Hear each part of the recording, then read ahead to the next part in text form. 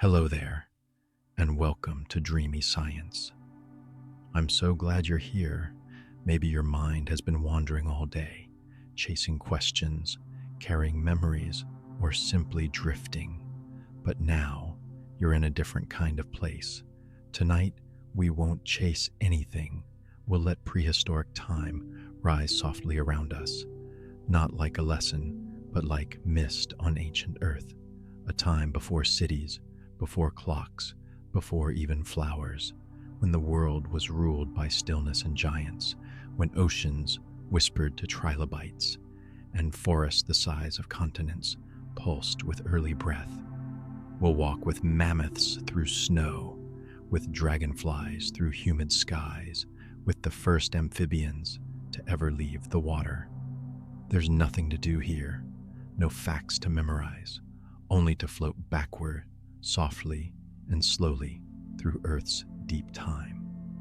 If these calm explorations help you unwind, if they soften your thoughts or lull you towards sleep, consider liking and subscribing to the channel. It helps more quiet minds find their way here, one sleepy soul at a time. Now, breathe deep and let the ancient hush of prehistory begin. The past is not gone. It's layered beneath your feet, like soft stone, waiting in silence. Each step you take brushes the dust of ancient forests, of creatures who once breathed where you now breathe. Time has folded itself into rock, into soil, into memory too deep for words. Entire epochs sleep beneath the surface. Warm seas that once covered the land, rain that fell before flowers existed, winds that shaped continents before maps. These are not just remnants, they are echoes still humming in the stillness of night. Every hill you pass holds fossils like whispers. Every cliff faces a forgotten library of ancient life. The earth remembers more than we ever will. In these gentle layers, stories are told in silence, of trilobites crawling beneath moonlight, of great trees rising without birdsong, of footsteps pressed into mud that hardened into stone. Time flows differently here, slowly, thickly, like honey cooled in the dark. And as you rest, know that you are not separate from this long story. You are part of it, a moment cradled in the same arms of deep time, gently held, gently breathing. Long before anything roared, the world was quiet. Shallow seas shimmered with strange life. There were no forests, no birds in the sky, no mammals curled in burrows, just light filtering through warm waters, illuminating the slow drift of jelly-like bodies, the delicate movements of soft forms learning how to live. Coral-like structures rose from the seafloor, home to early communities of creatures that had never known the sun above. The oceans were cradles of invention, tiny experiments in shape, in movement, in the building blocks of what life could become. Without bones, without shells, they danced in the current like threads of light.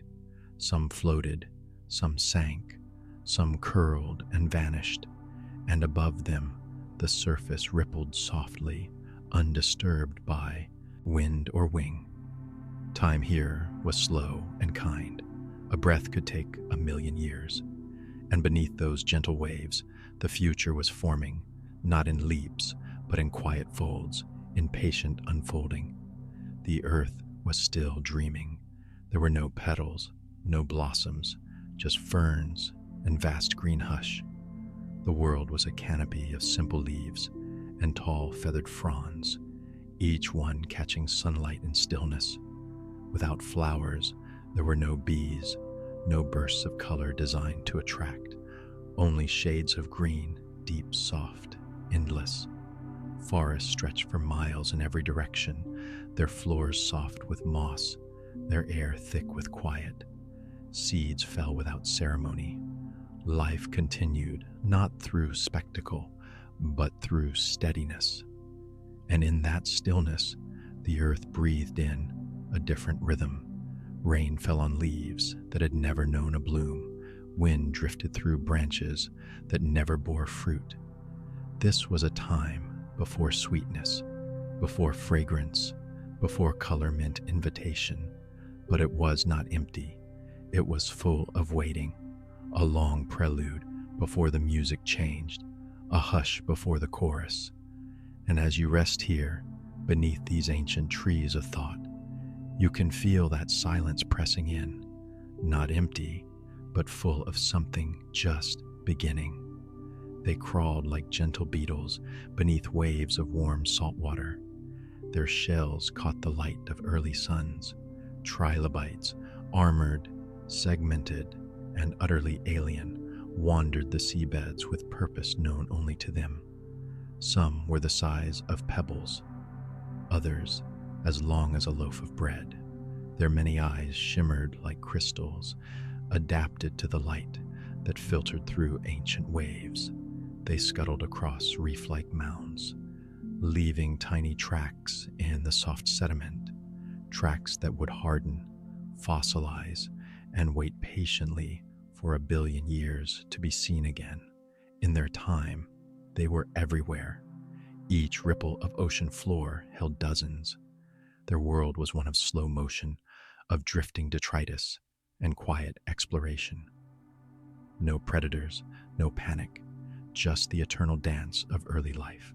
And as they moved, they helped shape ecosystems, forming the backbone of ancient marine food webs.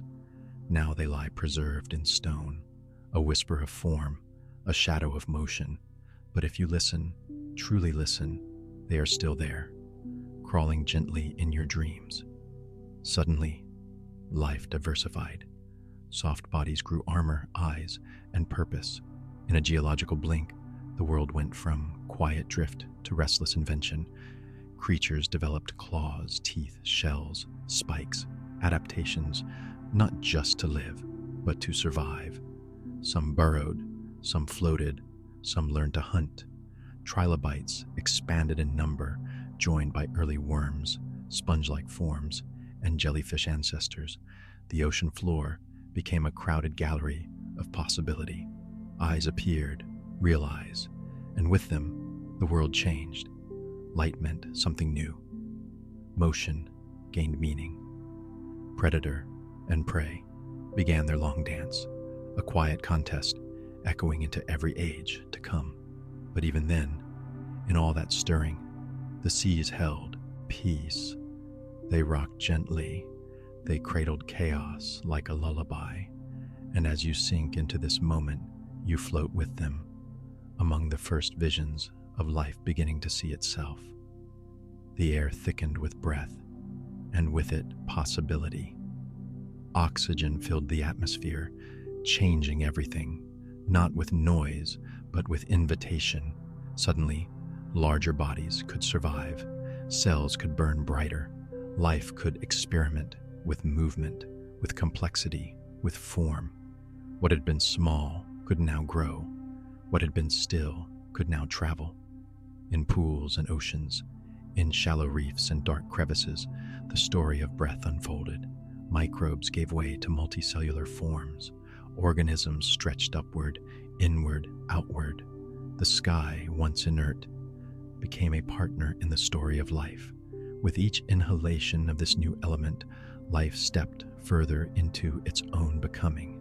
The earth, once quiet with whispers, now hummed, not loudly, but surely. You breathe that same oxygen now, the same breath that made all this possible. A gentle thread connecting you to the beginning. Trees rose like thoughts from stone, silent, tall, without birdsong. Their trunks were thick and unbending, their leaves strange and segmented, shaped not by seasons, but by sunlight alone. Roots twisted into new earth, anchoring where only moss had dared to go before. These first forests were not filled with chirps or chatter. They were still, like cathedrals without bells. A canopy formed above the ferns, casting shadows on damp soil that had never been walked on. Spore-bearing plants towered over early streams, their bark soft, and their branches unshaped by wind. Without fruit, without flowers, they spread through air and rain. Beneath them, silence; around them, stillness. And in that green, slow-motion world, the future waited, wrapped in leaves, warmed by sun, dreaming of wings. Even the smallest forms made continents. Mats of life drifted and spread, green and golden. Microbes gathered in vast colonies, not visible from a distance, but powerful enough to shape landscapes. These microbial cities breathed in carbon, exhaled oxygen, and laid down thin layers of limestone and life. They worked tirelessly, but without rush, building structures that would someday become cliffs and caves. In warm shallows and tidal flats, they bloomed and bloomed again, creating the base for everything to come. No movement, no voices, just quiet photosynthesis. Light turned into life, layer by patient layer. They lived in time lapses we can't perceive. Decades as days, centuries as single gestures. And now, in the stone beneath your feet, you may be walking across their ruins. They are gone, but not forgotten. Their quiet labor became the planet's skin. Beneath roots, mycelium pulsed. Not plant, not animal, a quiet bridge of being. Threads finer than hair, stretching through soil, connecting tree to tree, leaf to leaf, rock to decay. The forest above whispered, and the fungus below carried the message. These networks fed saplings, decomposed giants, and traded minerals like old secrets. They spoke without sound, moved without motion, a language of chemistry and patience. Even in the deep past, when trees were new and flowers still unknown, fungi were there, weaving earth together, knitting the dead into the living. They do not need eyes to see, nor mouths to speak. Their wisdom is older than breath. And as you drift tonight, imagine those filaments beneath you, cradling you in an invisible web of care. Fish ruled, but the land was hushed. Only wind and spores moved across it. Rivers meandered without frogs. Rocks warmed in sunlight that no reptile would yet claim. Plants reached upward, unbrowsed, their spore clouds drifting like ancient incense on slow-moving breeze. The oceans shimmered with gilled dominion, armored fish, toothless and strange, chasing each other through coral cathedrals. But above the waterline, the earth was still practicing quiet. No birdsong, no rustling mammals, no footsteps to mark paths. Just the soft rustle of fern fronds and the whisper of time stretching out. You could have stood on that silent shore for 1,000 years and heard nothing but the breeze, and still something was beginning. A readiness, a pause before the breath, a fin pressed against mud, then another, and breath touched air.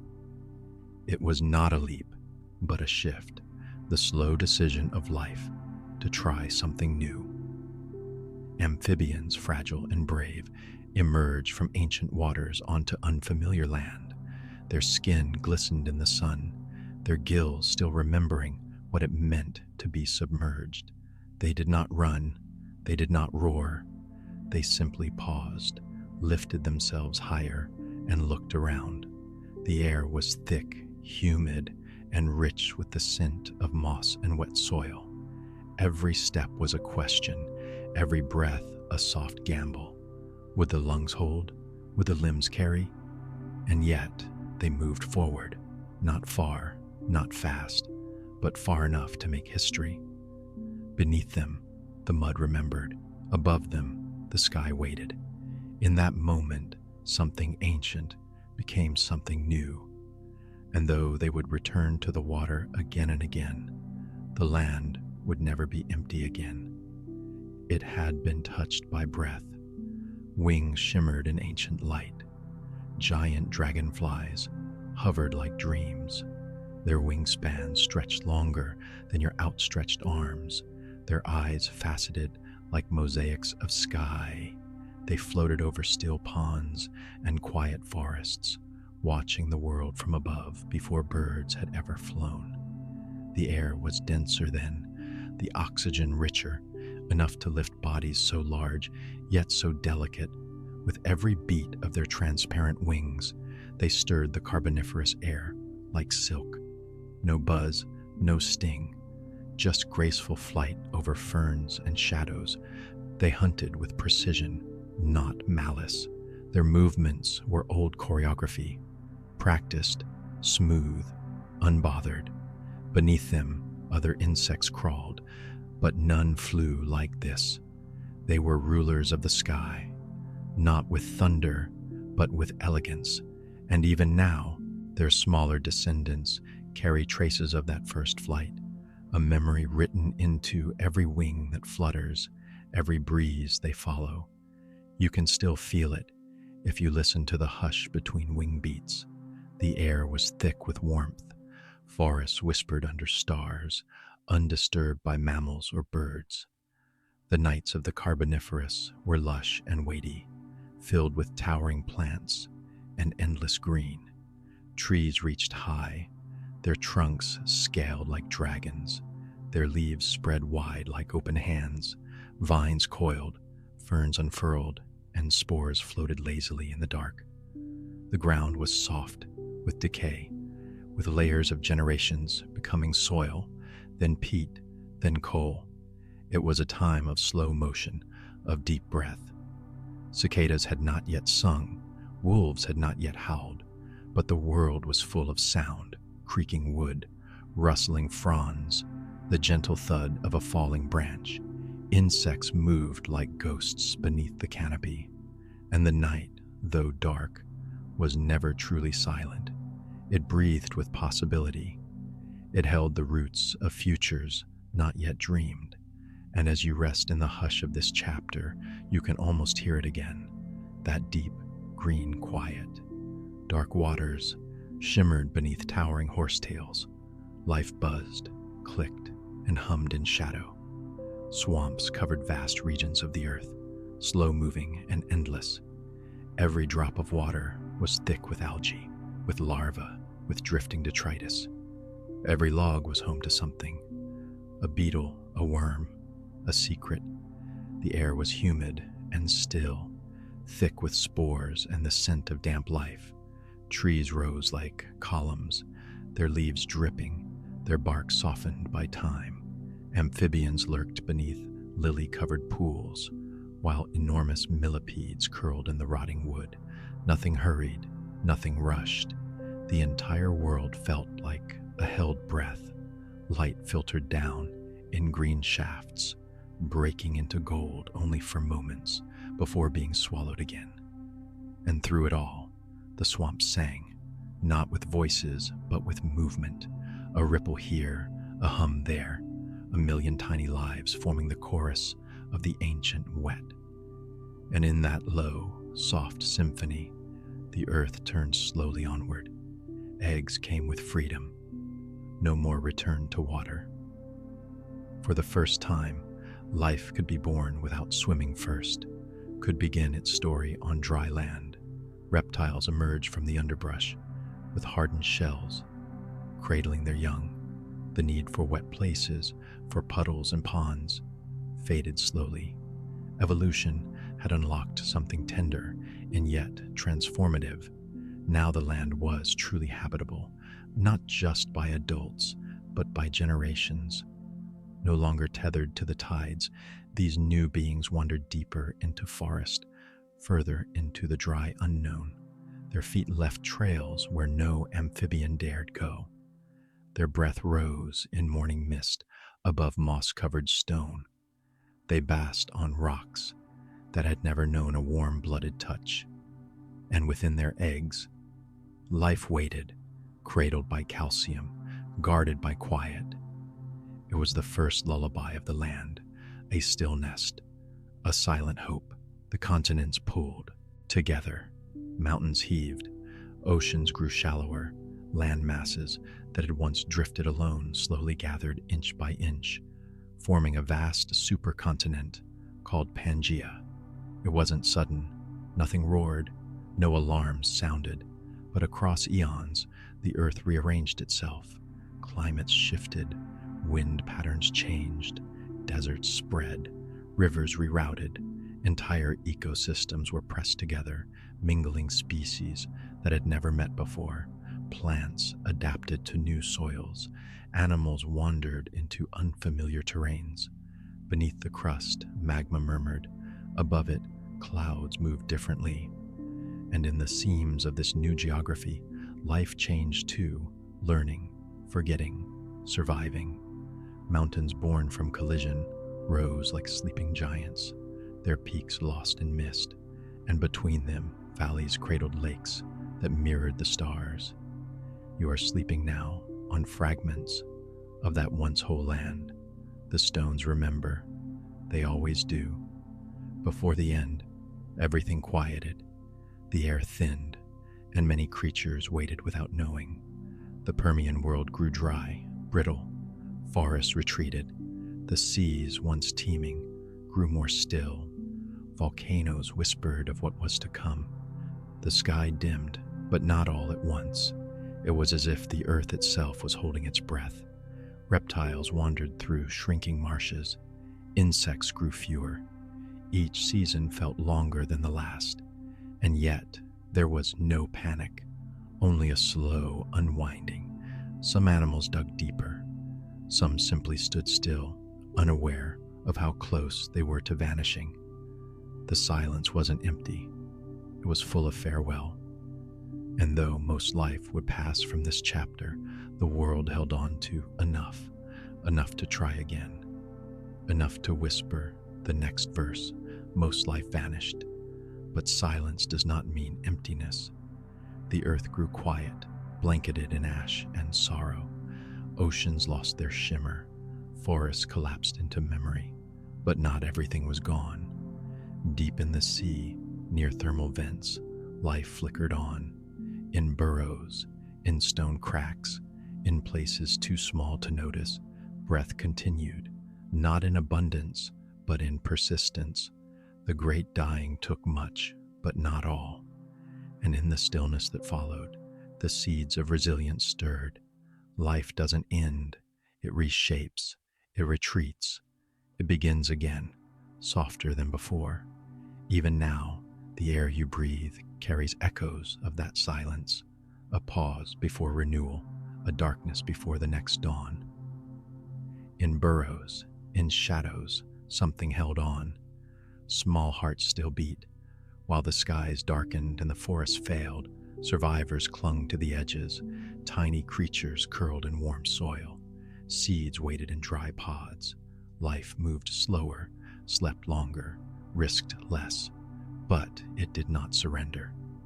The ones who lived through the great dying were not the strongest, just the most patient, the most adaptable. They ate little, they wandered rarely, but they listened. And when the world warmed again, when rains returned and moss crept back across the rocks, they emerged, shaky but certain, fragile but full of possibility. In their bones, the memory of endings. In their breath, the promise of beginnings. After loss, life returned, slowly, gently, curiously. The Triassic world was a canvas, wiped nearly clean, and on it, life began to paint again, not in bold strokes, but in scattered hues. New plants, strange reptiles, early mammals. The oceans welcomed new swimmers, the land, new walkers, the sky, new dreams. The silence left by extinction was not empty. It was fertile, a cradle for reinvention. Creatures emerged unlike any before, as if evolution was trying different songs, testing new rhythms. The earth, still scarred, turned patiently, and with every sunrise, something new unfurled. The Triassic was not loud, but it was brave. The first soft notes of a new chorus. They began small, quiet, swift, just another experiment in legs and breath. At first, they didn't dominate. They darted between ferns, crept beneath larger reptiles, and scavenged what they could. But they watched. They adapted. Their bones were hollow, their muscles lean, their tails balanced like tight ropes. Each footfall was a silent calculation. They were not the thunder of the later ages, not yet, but the whisper before the storm. With each generation, they grew bolder, limbs lengthened, teeth sharpened, eyes widened to track the movement of prey, the shift of shadows. Some walked on two legs, freeing their forelimbs for other tasks. Others grew feathers, not to fly, but to insulate and express. They were not the monsters of storybooks. They were travelers, testers of form, survivors of flux. The dawn of the dinosaurs did not come with fanfare. It came with soft steps in the underbrush, with long gazes at the horizon. And from those simple moments, an age began. Ancestors of the modern kind basked, still, ancient, almost unmoving. The sun warmed their armor-like skin as they rested on muddy riverbanks, their yellow eyes half-lidded, watching without needing to move. They had no need for speed. The world came to them, fish, frogs, birds foolish enough to stray too near. With powerful jaws and patient lungs, they existed like boulders that could strike. The rivers curved around them as if shaped by their presence.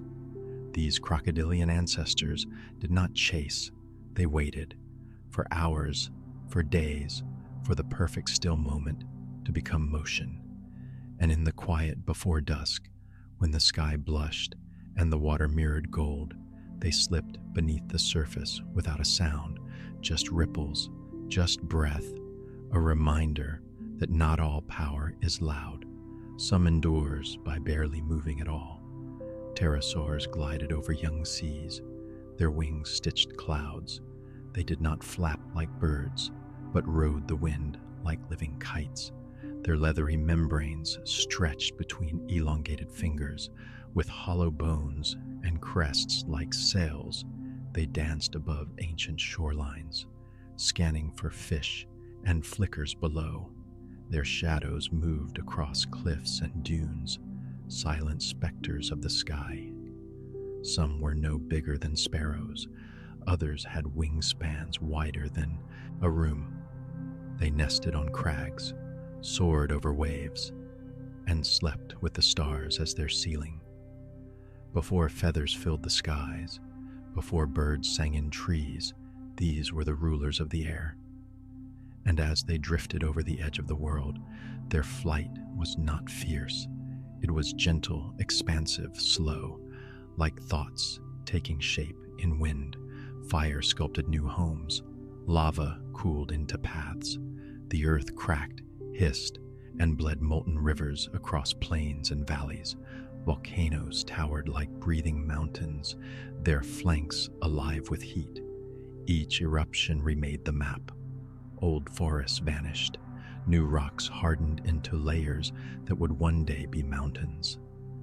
Beneath the smoke and ash, the planet wrote its next chapter in basalt and steam. And after the fire quieted, moss crept in. Rain softened the stone. Life returned, tentative but persistent. From chaos came shape. From molten breath, a future. Even now, the ground beneath you remembers not just the fire, but the slow, cool silence that always follows. Ferns unfurled again. Conifers reached toward soft sunlight. The world after extinction was green once more, its silence broken by new growth whispering in the breeze. Forests returned slowly, their roots sinking into fresh ash, their branches stretching skyward like questions. There were no flowers yet, no fruit, just needles, cones, spores, the language of old plants, steady and unhurried. Light filtered through tall trees, casting patterned shadows on the damp forest floor. Insects hummed, small reptiles rustled through fallen leaves. The air was rich with scent, resin, soil, rain. The Jurassic bloom was not a riot. It was a slow inhale, a planet remembering how to breathe. Each step was a quiet quake. They moved slowly, carrying forests with them. Sauropods, long-necked, gentle giants, drifted across floodplains like living hills. Their tails swept in slow arcs. Their feet pressed craters into soft mud. With every motion, the earth responded. Leaves trembled, water rippled, air shifted. They ate constantly, trees, ferns, anything green that reached their towering heads. But they did not devour in haste. They grazed like weather, steady, unhurried, immense. Herds of them moved like continents across the land, their paths shaping valleys, their footprints becoming fossils. And when they rested, the land sighed beneath them, a weight not of violence, but of history, of presence. Small mammals scurried in shadow, their eyes wide with night. They lived beneath the feet of giants, among roots and rocks, curled in hollows and dreams. Their fur was thin, their hearts quick. Every sound was a question. Is it wind or danger? Is it safe to breathe? But they were clever. They listened. They learned. They whispered the future in whiskers and paws. They were not dominant, but they were adaptable. Insect eaters, burrowers, climbers of early trees. And while dinosaurs ruled the daylight, these tiny beings guarded the dusk, soft, quiet, watchful, holding on to a lineage that would someday stretch into us. Not for flight, but for warmth. Downy whispers on little arms. Feathers didn't begin as wings. They began as insulation, as display, as soft armor against cold nights. Tiny dinosaurs puffed up their plumage, not to soar, but to survive. These proto-feathers glowed in early sun, shimmered in rain, and rustled with the rhythm of movement. Some were striped, some speckled, all of them a quiet revolution. With each generation, feathers found new purpose: to glide, to signal, to shelter eggs. They were an invitation to air, a sketch of possibility, and in time, the sky would answer. Seas rose and fell like slow breath. Shorelines shifted like dreams. What was land became reef. What was mountain became bay. The Mesozoic world was never still. Its tides pulled continents apart and brought them together again. Salt water crept inland, carving estuaries and lagoons. Islands appeared, then vanished. Marine reptiles followed the currents, their bodies shaped by fluid motion. The cycles of ocean and land were not disruptions, but rhythms, the earth's gentle pulse. And across these watery borders, life flowed freely. Evolution wove its threads through tide pools and deltas, through coral shallows and sandy flats. The planet breathed in waves.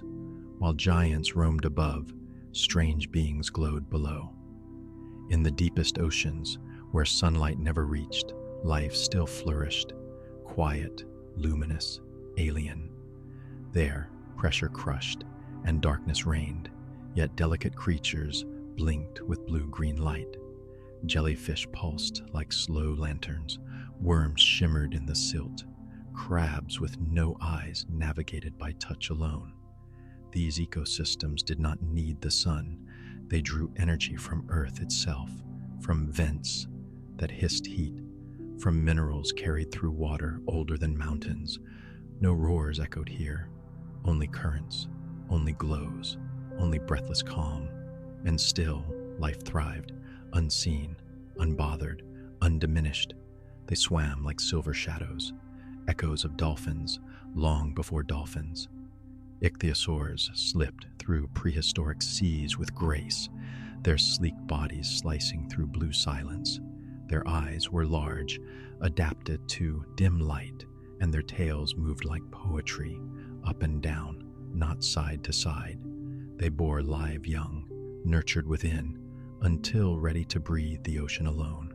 Schools of them turned beneath waves, vanishing and reappearing like memories. They hunted squid and fish, gliding effortlessly through currents older than continents. Some were small and swift, others immense, giants of the shallows and the deep. And when they rose to breathe, they did not shatter the surface. They touched it gently, then vanished again. The sea held their shape long after they were gone. Sand became stone, forests became coal. Time pressed gently but relentlessly downward, layers built upon layers. Leaves, ash, shells, bones, all settling in silence. What once moved and breathed and shimmered now rested beneath the weight of eons. Strata formed, like pages in a book no one remembers writing. In each layer, a whisper of storms, of migrations, of long-forgotten rains. Geology is not stillness. It is memory, compressed. The land beneath your feet is not solid. It is a layered sleep, dreams fossilized in sediment. And if you really listen, you can almost hear it, the soft sigh of ages folding into each other. The world grew lush again. A humid hush settled over land. Ferns reached shoulder high. Trees with wide fronds shaded mossy ground. The air was warm, thick with moisture, and alive with the low hum of insects. New ecosystems flourished where once there was silence. Rivers meandered slowly, their banks softened by silt and time.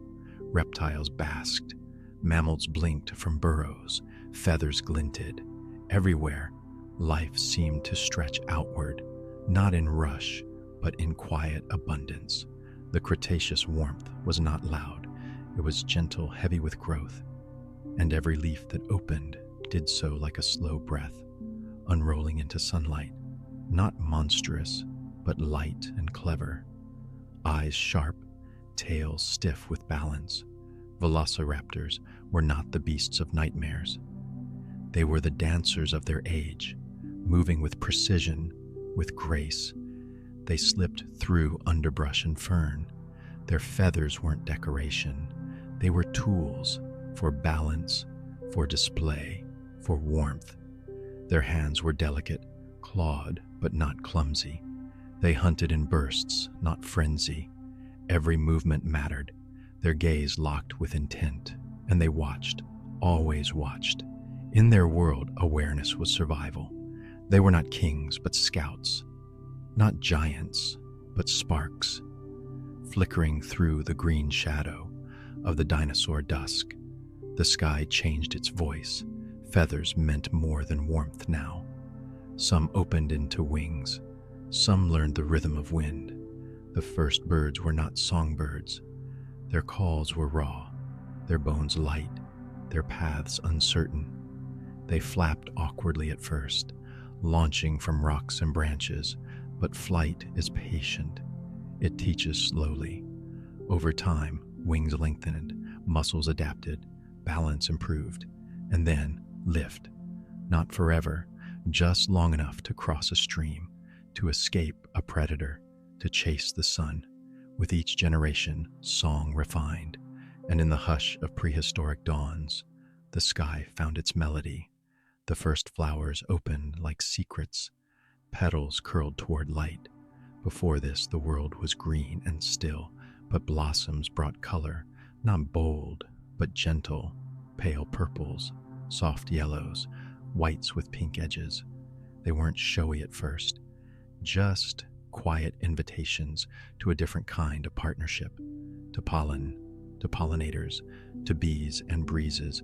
Flowers offered nectar and received movement in return. Their presence changed time. They marked seasons, drew rhythms from sun and shadow, and in their soft unfolding, a new kind of beauty whispered through the forests. Not survival alone, but softness. Not function, but form. The earth hummed differently. Community found form. Ants built cities beneath soil, intricate and ordered. Bees shaped hives with mathematical grace, golden and humming with intent. These small beings didn't move alone.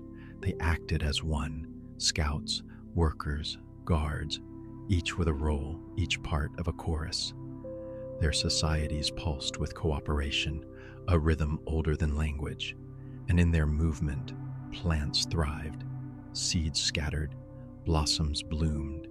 They were not loud, they did not claim the world, but through tunnels and dances, through hums and trails, they shaped it. Together, quietly, not roaring, breathing. Each footfall was a soft punctuation. Tyrannosaurus did not rush. It walked with gravity, with knowing, with presence. Its breath fogged in the warm dusk air, its eyes scanning the rustling world. Muscles rippled beneath feathered hide. It hunted, yes, but not always.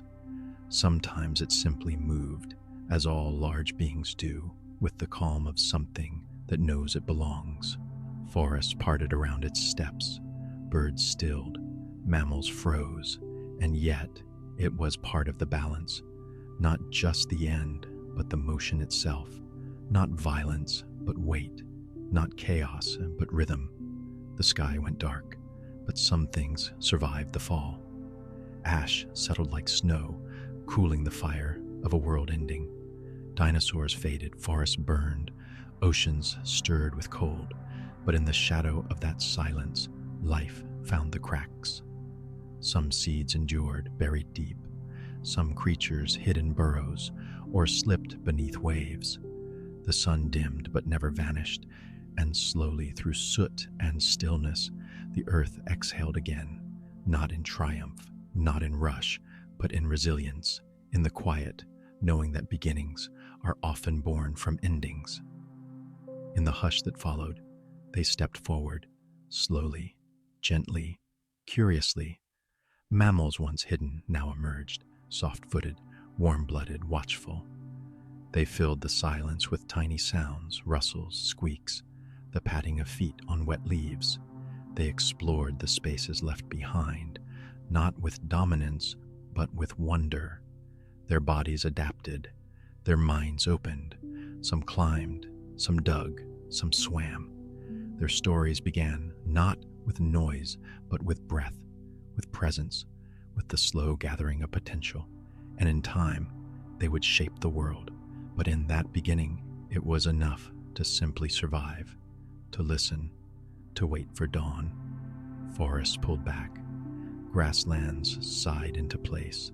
The warmth that once swelled across the land began to retreat, slowly, gently, as if the earth itself was exhaling. Trees that had stood tall for eons began to loosen their hold, their canopies thinning into scattered silhouettes. In their place, grasses whispered to the wind, spreading like soft breath over open plains. The hush of leaf gave way to the murmur of stalk and seed. Herds followed this unfolding, footsteps pressing into golden fields that had never seen them before. The sky felt wider, the air crisper.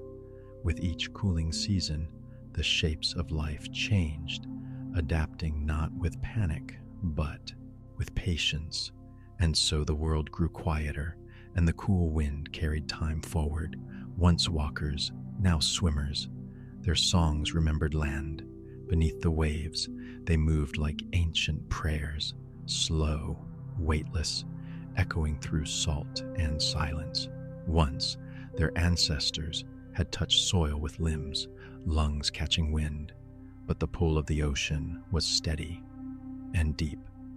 Over time, legs folded into flippers, and breath became rhythm. They slid through currents, not as visitors, but as old friends returned. Their songs curled through the dark like memories, not of words, but of warmth, of sun on skin, of gravity traded for flow. Each note they sang carried echoes of rivers, of footsteps lost to tides, and yet nothing was gone. In their bodies, the land still lingered. In their voices, a longing that never needed answering. From mammoths to memory, a lineage carved in ice. Their footsteps echo through time, heavy with wisdom, soft with sorrow. Across savannas and forests, their shapes endured, long tusks, sweeping stories from grass, trunks curling in thought. Behind their eyes, something old waits, the memory of snowfields, of frozen winds, of calf and mother moving through silence. They remember paths they no longer walk, rivers that dried into dust, herds that once turned like tides, and still they walk forward, slowly, with reverence. Their skin holds the texture of time. Their calls stretch across miles, low and steady, like thunder that never quite arrives. They are not relics, they are bridges between then and now, between silence and breath. Their fangs glowed under starlight. Ambush was quiet. In the hush of ancient evenings, these creatures moved like shadows given form, muscles coiled beneath thick fur, eyes glinted with stillness, not fury. They were not monsters, but artists of pause, waiting, listening, blending into the hush of ferns and frost. Their breath steamed against the cold as they watched the night turn. Around them, the world exhaled. Leaves rustled gently, wind curled around stone, and then, like lightning wrapped in velvet, they moved, quick, silent, precise, but never cruel. It was life in its rawest rhythm. And when the night passed and dawn crept in, they vanished into undergrowth again, fangs sheathed in quiet. They moved like moss on legs, slow, soft, rooted. Through prehistoric forests, these gentle giants ambled not out of laziness, but devotion, to stillness, to patience, to the art of unhurried being. Each step was a decision, each movement an offering to the green cathedral around them. Their fur held gardens, mosses, beetles, tiny ecosystems all their own. Eyes blinked slowly, not in fear, but in peace. The earth seemed to hush around them, accommodating their pace, bending light and leaf to their rhythm. They were part of the forest, not separate from it, and as they grazed on leaves and reached toward low branches, time stretched and softened, honoring their slow motion grace. Pouches held possibilities. Australia bloomed with strangers, creatures shaped by isolation, carried across drifting continents like whispers of another world. Marsupials leapt and climbed and curled in shaded hollows, their tiny young tucked safely against the pulse of their mothers. Kangaroos bounded across sun-warmed rock. Wombats tunneled through soft earth. Koalas nestled into eucalyptus dreams. Every heartbeat echoed an ancient voyage, a path through time, written not in footsteps, but in stories passed from pouch to pouch. In the stillness of that southern land, life rewrote itself, gently, oddly, beautifully, one quiet breath at a time. Not names, not tools, just eyes in the dark, watching fireflies, listening to wind through branches, feeling the weight of the moon as it drifted across the sky. Early minds stirred in early bodies. Curiosity curled behind low brows, slow thoughts like smoke rising in morning light. These were not yet people, not in the way we understand, but something had begun. A wondering, a remembering, a softness in the way they paused, in the way they touched stone or leaf or one another. The world held its breath, and in that long silence, something gentle opened its eyes, the spine aligned with stars. Hands reached for more. No longer bound to the four-limbed rhythm of the earth, something lifted. A glance upward became a step forward, a new vantage, a new way of moving, of seeing. Legs straightened beneath ancient hips, and balance shifted like dawn spreading over a valley. With each upright step, the horizon widened. Arms freed, hands explored. Stones became shapes, tools, stories waiting to be shaped, not all at once, and not with triumph, but with awe, with hesitation, with the slow unfolding of what it meant to be both creature and creator. The night sky stretched above, and they stood beneath it, not as beasts, but as beginnings, a flicker, then warmth, then stories. The first fire was not just heat, but hush, a center around which everything changed. Shadows danced across stone, and eyes reflected more than light. Around flames, voices began to shape memory, breath became narrative, sparks curled upward like tiny stars, each one carrying the promise of comfort, of safety, of gathering. Food softened, nights lengthened, the cold became less cruel, and with it, time slowed. Around fire, hands reached, not in fear, but in offering. Laughter, perhaps. Silence, certainly. A flickering heartbeat in the dark, pulsing through the earliest chapters of what we now call home. They walked by starlight. No maps, only memory. Across tundra, across rivers, across sands that sang beneath bare feet. They moved like rivers, remembering the sea. The moon watched them pass, silvering their backs, guiding them through hush and frost. Songs passed from mouth to mouth, not in words, but in hums and pulses. Ways to remember where water waited, where the herd had gone. They followed the seasons, the winds, the stories folded into the land itself. They were not lost, they were becoming. With each migration, new places offered new lessons, and all the while, the stars kept watch, not guiding, but witnessing. Water carved new paths, life followed. The glaciers, once massive and unmoving, began to retreat with a slow, steady grace, leaving behind valleys and lakes and wide plains of silence. Rivers remembered old routes or created new ones, weaving soft blue ribbons across the thawing land. Insects returned first, wings catching the warming light, then mosses, then seeds stirred, falling gently into soil that hadn't known roots for thousands of years. The air, still crisp, carried the scent of change, not sudden, not loud, but deep and certain. Animal tracks pressed into soft earth where ice had recently ruled. You could almost hear the land breathe again, slowly, softly, remembering its shape. Everything waited, not in fear, but in quiet expectation. The stillness was not emptiness, it was potential. Moss crept first, then trees. They arrived not in armies, but in whispers, each sprout a quiet decision to stay. Tiny shoots stretched toward pale skies, their green deepening with every passing season. Birch and pine, spruce and alder, they grew from silence, filling the spaces left behind by glaciers. Roots reached into new soil, threading through stones and the old bones, weaving time into the land. Animals followed, some familiar, some strange, their breath fogging in the morning chill. Birds returned with song, light filtered differently through these early woods, dappling the ground in gentle rhythms. Life did not rush, it settled.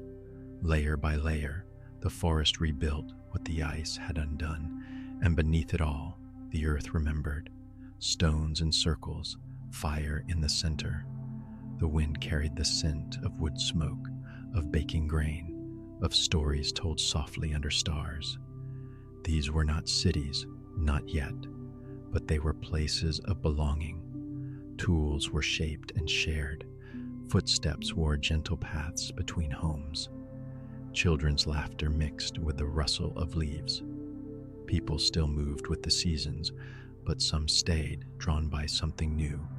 Not just survival, but the beginning of home. Walls rose, low and round. Roofs of thatch and woven grass softened the night. Around the hearth, hands passed bowls, and eyes lifted to the sparks. This was where memory began to gather, held not only in minds, but in place.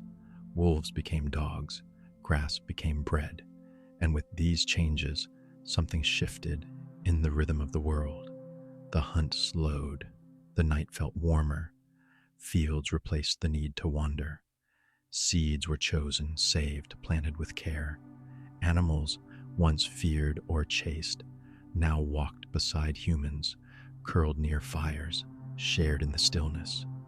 Wild things were not tamed completely, but a new partnership began, one built on closeness, on trust, on a quiet rhythm of giving and receiving. Days lengthened with tasks, but they also held pause, the space to rest, to wonder, to tend.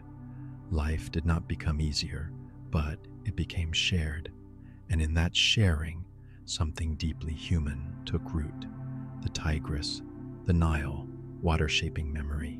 These rivers flowed long before names, carving their presence gently into the land.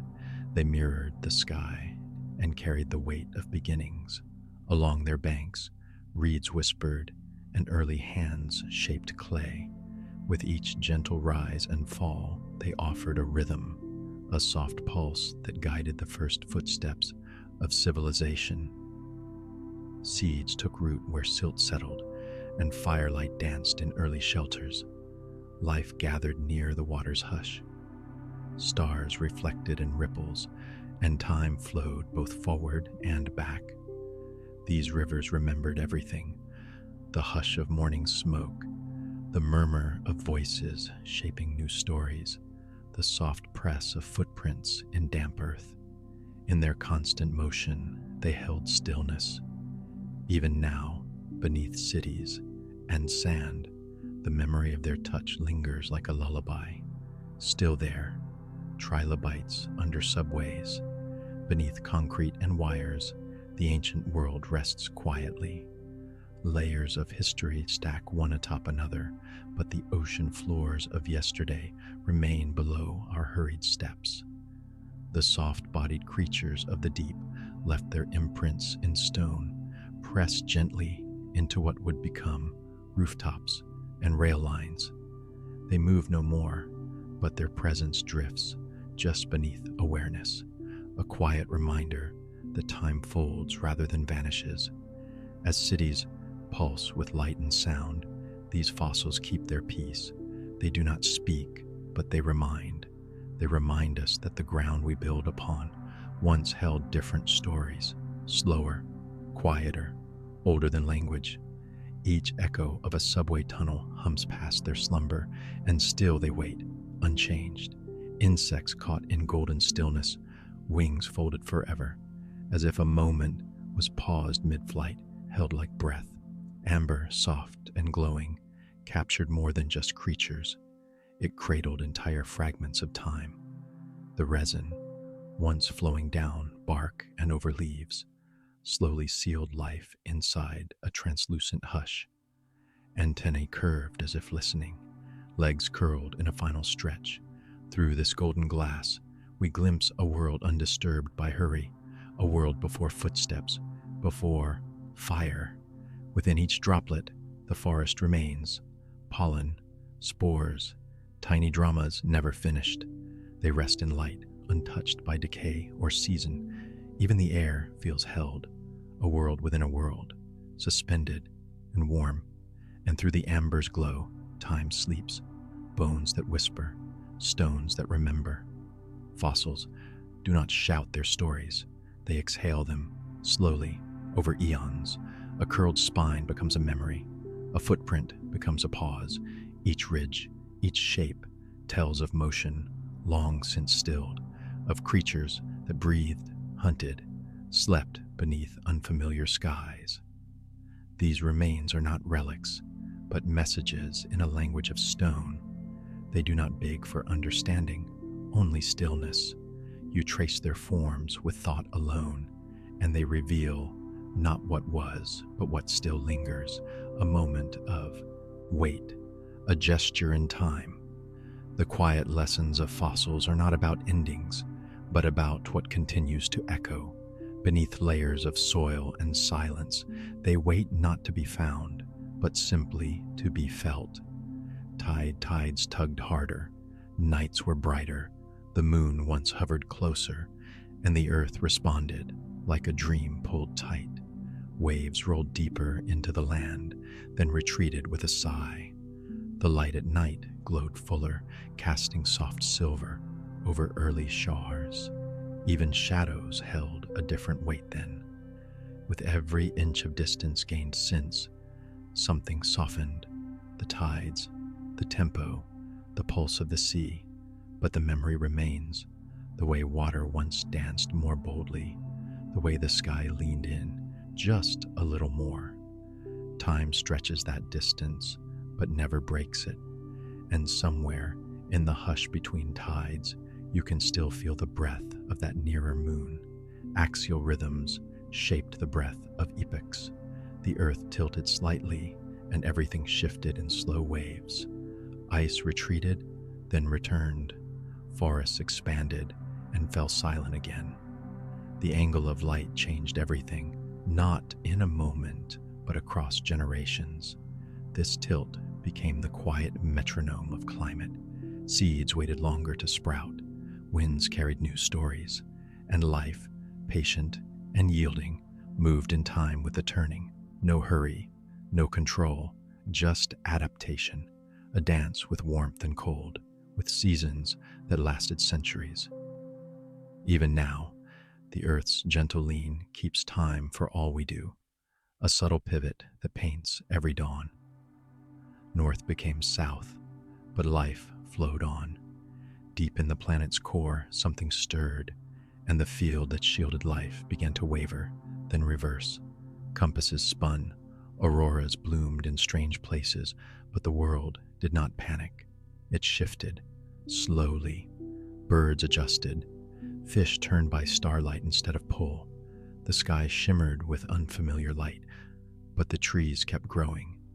The field's flip was not a crash, but a sigh, a silent reshuffling that unfolded over thousands of years. Polarity changed, but the rhythm of life stayed soft and steady. And in the layers of cooled lava, in the magnetic grain of ancient stone, the memory remains, quiet, precise, and still turning. Each streak a reminder. Time keeps falling. From ancient skies to now, meteors have whispered through the atmosphere, not loudly, but with grace. Trails of light that flash and vanish, leaving no sound, only wonder.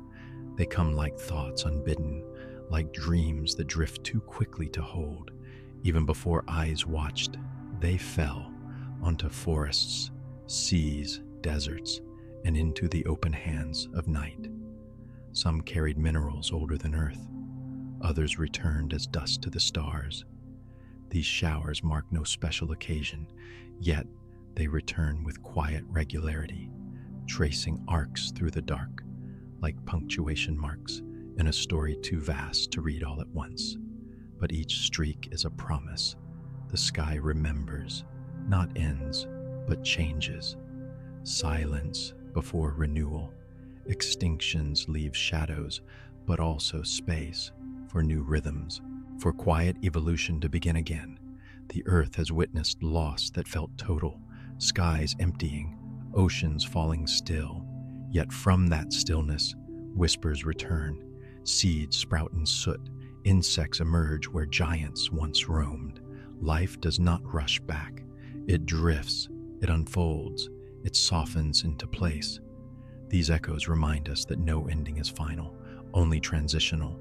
And within the silence left by extinction, the earth breathes deeply, waiting, gathering, beginning again. Built by soft mouths, home for color. Coral, though tiny and fragile, built empires beneath the waves, realms of stone shaped from spit and patience. They rose slowly, almost imperceptibly, catching currents, cradling sunlight, and inviting 1,000 lives to dance in their hollows. These reefs, quiet cathedrals of calcium, held fish like stained glass, holds light. Every nook became a haven, every ridge a rhythm. Long before human breath touched the sea, coral sang in silence, and even now, their bones remain beneath the surface. echoing with the hush of waves and the shimmer of what once bloomed in stillness. Mathematics hiding in calcium, a quiet code. The Nautilus spirals not with intention, but with instinct, a perfect logarithm hidden inside a shell. Each chamber once held breath, then silence, then breath again. This slow, sacred geometry grows with the creature, expanding gently, never wasting space. In its shell, we see not just form, but rhythm, a soft unfolding of time. The spiral carries no sound, no color, yet it holds the poetry of proportion. It drifts through ancient seas, unbothered by progress, unchanged by hurry. And in its shape, there's peace, a balance the universe seemed to favor. Still swimming, still remembering. Sharks glided through oceans long before branches held birds, before flowers whispered open to the sun.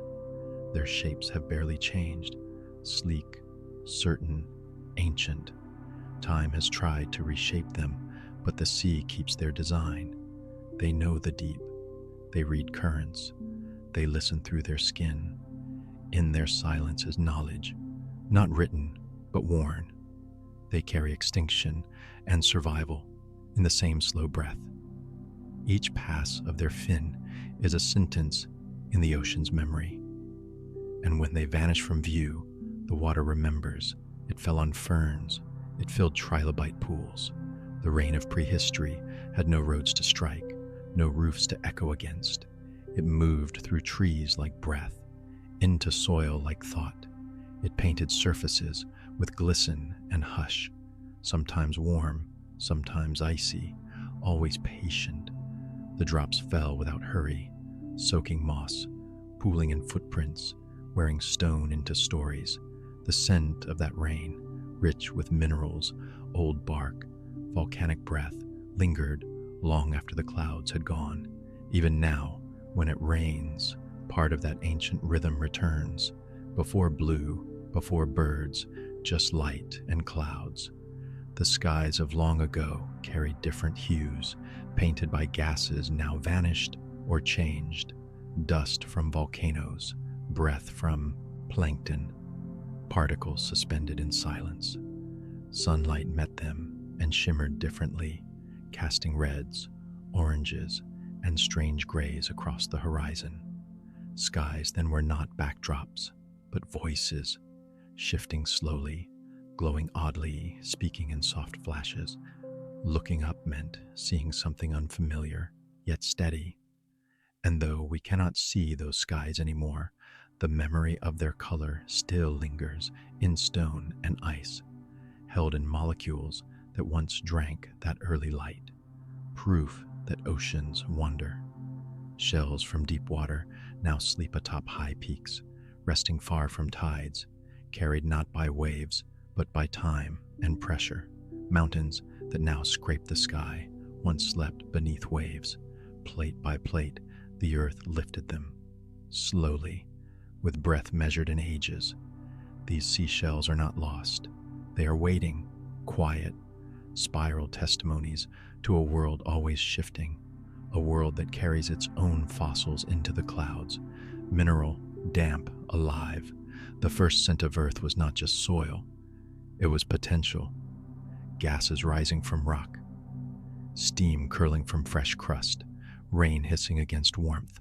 Life stirred not only in shapes, but in smell, a breath of newness, a tang of something beginning. It was not pleasant or unpleasant, only pure, the earth exhaling its name for the first time. And in that scent, something stirred awake, something small, something that would remember. Geology shifted, and water obeyed. Rivers once flowed east, then turned west, or north, then curled south. Land moved slowly beneath them, tilting, folding, rising, and the water, like time, adjusted. It did not resist. It found the path of least resistance, and in doing so, it carved canyons, shaped valleys, and rewrote maps not yet drawn. Even now, some rivers trace impossible routes. remnants of upheaval long stilled. Listen to their flow, and you'll hear the memory of change. Earth spun more slowly once. Shadows stretched forever. A day could last over 20 hours, long enough for dusk to pause, for morning to stretch its arms. The spin of the planet, born fast from fiery birth, has slowed with the pull of moon and time. And as it slows, the days lengthen imperceptibly. The longest day of all wasn't a celebration. It was a breath, drawn deep and exhaled slowly into twilight. Somewhere in the folds of time, it still lingers, waiting. Stone cracked and lifted. Peaks took breath. Where flatness once lay, pressure built until the crust rose in silent rebellion. Mountains did not burst. They unfolded inch by inch, foot by foot, year by year. They rose without need for witness. And with each rise, they caught clouds, held snow, whispered winds. Life clung to their sides. Shadows deepened, and beneath the rock, the planet remembered its strength, still untouched, holding secrets older than bones. Trenches deeper than Everest is tall, lie quietly beneath waves, cold and calm. Their silence is not emptiness, it is concentration. Pressure crushes, darkness reigns, yet life flickers there. Strange, luminous, delicate. They are not haunted, but dreaming, waiting as they have for millions of years. And when we speak of the deep, we speak of their stillness, their knowing, their patience. A hinge changed everything. Predators awoke with that simple innovation, a jaw that could open and close. Life took a new turn. No longer did creatures drift and filter. Now they could bite, grip, hunt. A hinge meant movement with purpose, not just wandering, but aiming. It meant tension, sudden release, and the quiet drama of pursuit beneath ancient waters. Jaws brought a new rhythm to evolution. Chase, catch, consume. And yet, even in that awakening, there was grace, the slow opening of bone, the gentle ripple of muscle guiding the bite. In the still oceans of the early earth, jaws clicked softly in the dark, and life began to shape itself around this small, powerful hinge. Seeing is too important not to repeat. Eyes formed, faded, and formed again. Light was too tempting to ignore. Across eons, across branches of life's great tree, vision emerged like a song remembered by different voices. Some eyes were simple, sensing only dark and light. Others became chambers, mirrors, mosaics of perception, but all shared the same quiet desire to know the shape of the world before touching it, to follow light across the waves, to trace movement in the leaves, to watch the shimmer of another breathing nearby. Vision is not only survival, it is wonder made visible, a slow unveiling of the world, soft and luminous, whales, wind, wings. The first songs on earth were not written or spoken. They were carried on air and water, long before language, long before memory. The deep mournful call of a whale echoing through dark oceans, the hush of wind across ancient grasslands, the rhythmic beat of wings slicing through mist. These were the lullabies of early life, reminders that sound could travel, could soothe, could connect. Long before we shaped syllables, the planet itself was humming. Whales sang to distant companions. Wind moved through canyons like breath. And in these early songs, something awakened, not in the ear, but in the body. A memory not of words, but of presence. Life began again in the heat, beneath volcanoes, where fire met water and darkness pressed in from every side. Life found a foothold. The warmth wasn't destruction, it was invitation. Heat cracked rock, stirred chemicals, loosened bonds. In these molten cradles, Simple cells danced toward complexity. Each eruption brought not just ash, but possibility. Life didn't run from the fire.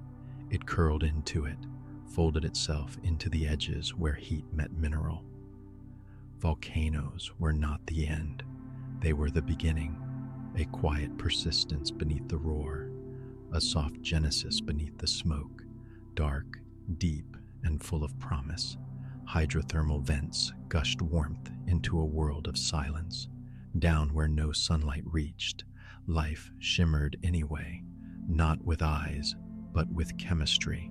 Here, bacteria feasted on minerals, not sunlight. Tube worms waved in blackness. Crabs walked on hot stone. It was a new kind of garden, blooming in shadows. This was life, writing itself in steam and sulfur, thriving not in spite of darkness, but because of it. In these deep places, the earth whispered secrets to itself, and life listened, not just protection, expression. Shells grew from need, but they became more. Spirals of calcium, ridges of defense, lines carved by evolution's patient hand, but also color, curve, story. A mollusk carried not just safety on its back, but a history of pressure, of time, of water's shape. Each shell was a sentence in a silent book, some smooth, some jagged, some patterned like waves, others like stars. When the creatures inside moved on or disappeared, the shells remained, whispering who they were and how they lived. Continents adrift, oceans torn and sealed. The planet moved like breath, slow, unseen, inevitable. Plate tectonics was not a violent shove, but a slow dance. Land masses approached, embraced, drifted apart. Mountains rose like sighs. Trenches yawned like quiet questions. Earth's surface was not fixed, but dreaming in ridges and rifts, in subduction and uplift. Beneath our feet, the world flowed in stone, and every coast was once somewhere else, soft, shifting, ephemeral, still alive. Before skeletons, before bones to fossilize, life moved like mist and water. Jellyfish pulsed through shallow seas, worms tunneled in silt. Transparent bodies flowed, bent, vanished. They left little behind, but they were there, drifting, feeding, dividing. The story of life was not always written in stone. Sometimes it lived in softness, in touch, in the gentle flutter of a body with no anchor but the current. Even before us, the code was writing. DNA coiled in silence, a soft thread of memory passed between breaths. It didn't speak, but it remembered how to grow a fin, how to fold a wing, how to spark a thought. In every cell, this whisper ran like water, shaping, selecting, saving. It carried not just life, but possibility. Each strand a sentence, each base a letter. We are not the beginning of this code. We are its continuation, a phrase in a very old song. One root, countless leaves, life branched, split, curved. From a single origin, the great tree of living things unfolded, not upward, but outward. Each limb carried something ancient. Each twig shimmered with the new. From bacteria to banyan trees, from coral to crows, all connected, all blooming in slow time. The tree grew not in a forest, but across the planet. Its roots in water, its canopy in thought. We are not separate. We are leaves on the same breath. Moments where the world held its breath. Between extinctions, between eruptions, there were stillnesses. Ages that drifted like fog, not stagnant, but slow. Life continued, but softly, like footsteps on moss. Nothing rushed. Everything waited. These pauses were not empty. They were the spaces where potential gathered, where change curled inward. In these silences, the earth did not sleep. It listened, pressed like memories into stone. Fossil leaves were not just imprints, but echoes. Their veins spoke of seasons. Their shapes held the posture of forgotten winds. Some curled, some spread wide, all rested in rock like dreams that never faded. When you find one, you're not holding a leaf. You're holding a breath, caught mid-fall, a sigh that never touched ground, not metaphor, just physics. The light at dawn once glowed amber, not because of poetry, but particles.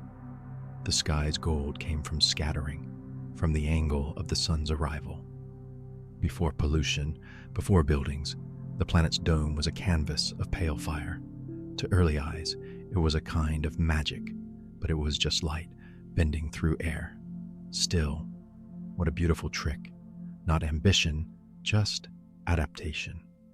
Evolution isn't striving, it's listening.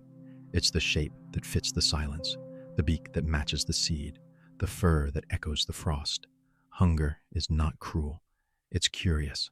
Life tries, tests, alters, slowly, gently, without plan, but with persistence. It doesn't need to know why, only how. Soft and slow, like time's fingertips. The Grand Canyon was not carved with fury, but with patience, a drop, then another. A stream becoming a whispering blade. Layer by layer, stone gave way. Walls formed from nothing more than water and waiting. Now it yawns, vast and still, but once it was just a trickle in the dark. Invisible sculptors at work for eons. Wind, with no hands, shaped stone with grace. It carried grains across deserts, brushing them into curves. It whistled through cracks, widening them by breath. Over time, what was jagged became gentle. What was strong became hollowed and light.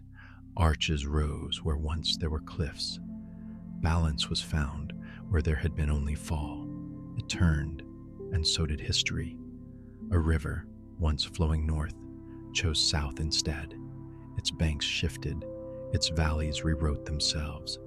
Fish followed, forest bent, settlements rose where there had been none. A turn in water is a turn in story. What seems permanent can change. What flows one way can always turn again. Seeds, bones, ash, all stored in silence. Soil is not dirt, it is memory. Every layer holds something, a tooth, a root, a storm. Beneath the surface, time stacks softly. Rain presses it down, worms stir it up. When we dig, we're not just planting, we're reading, listening, remembering.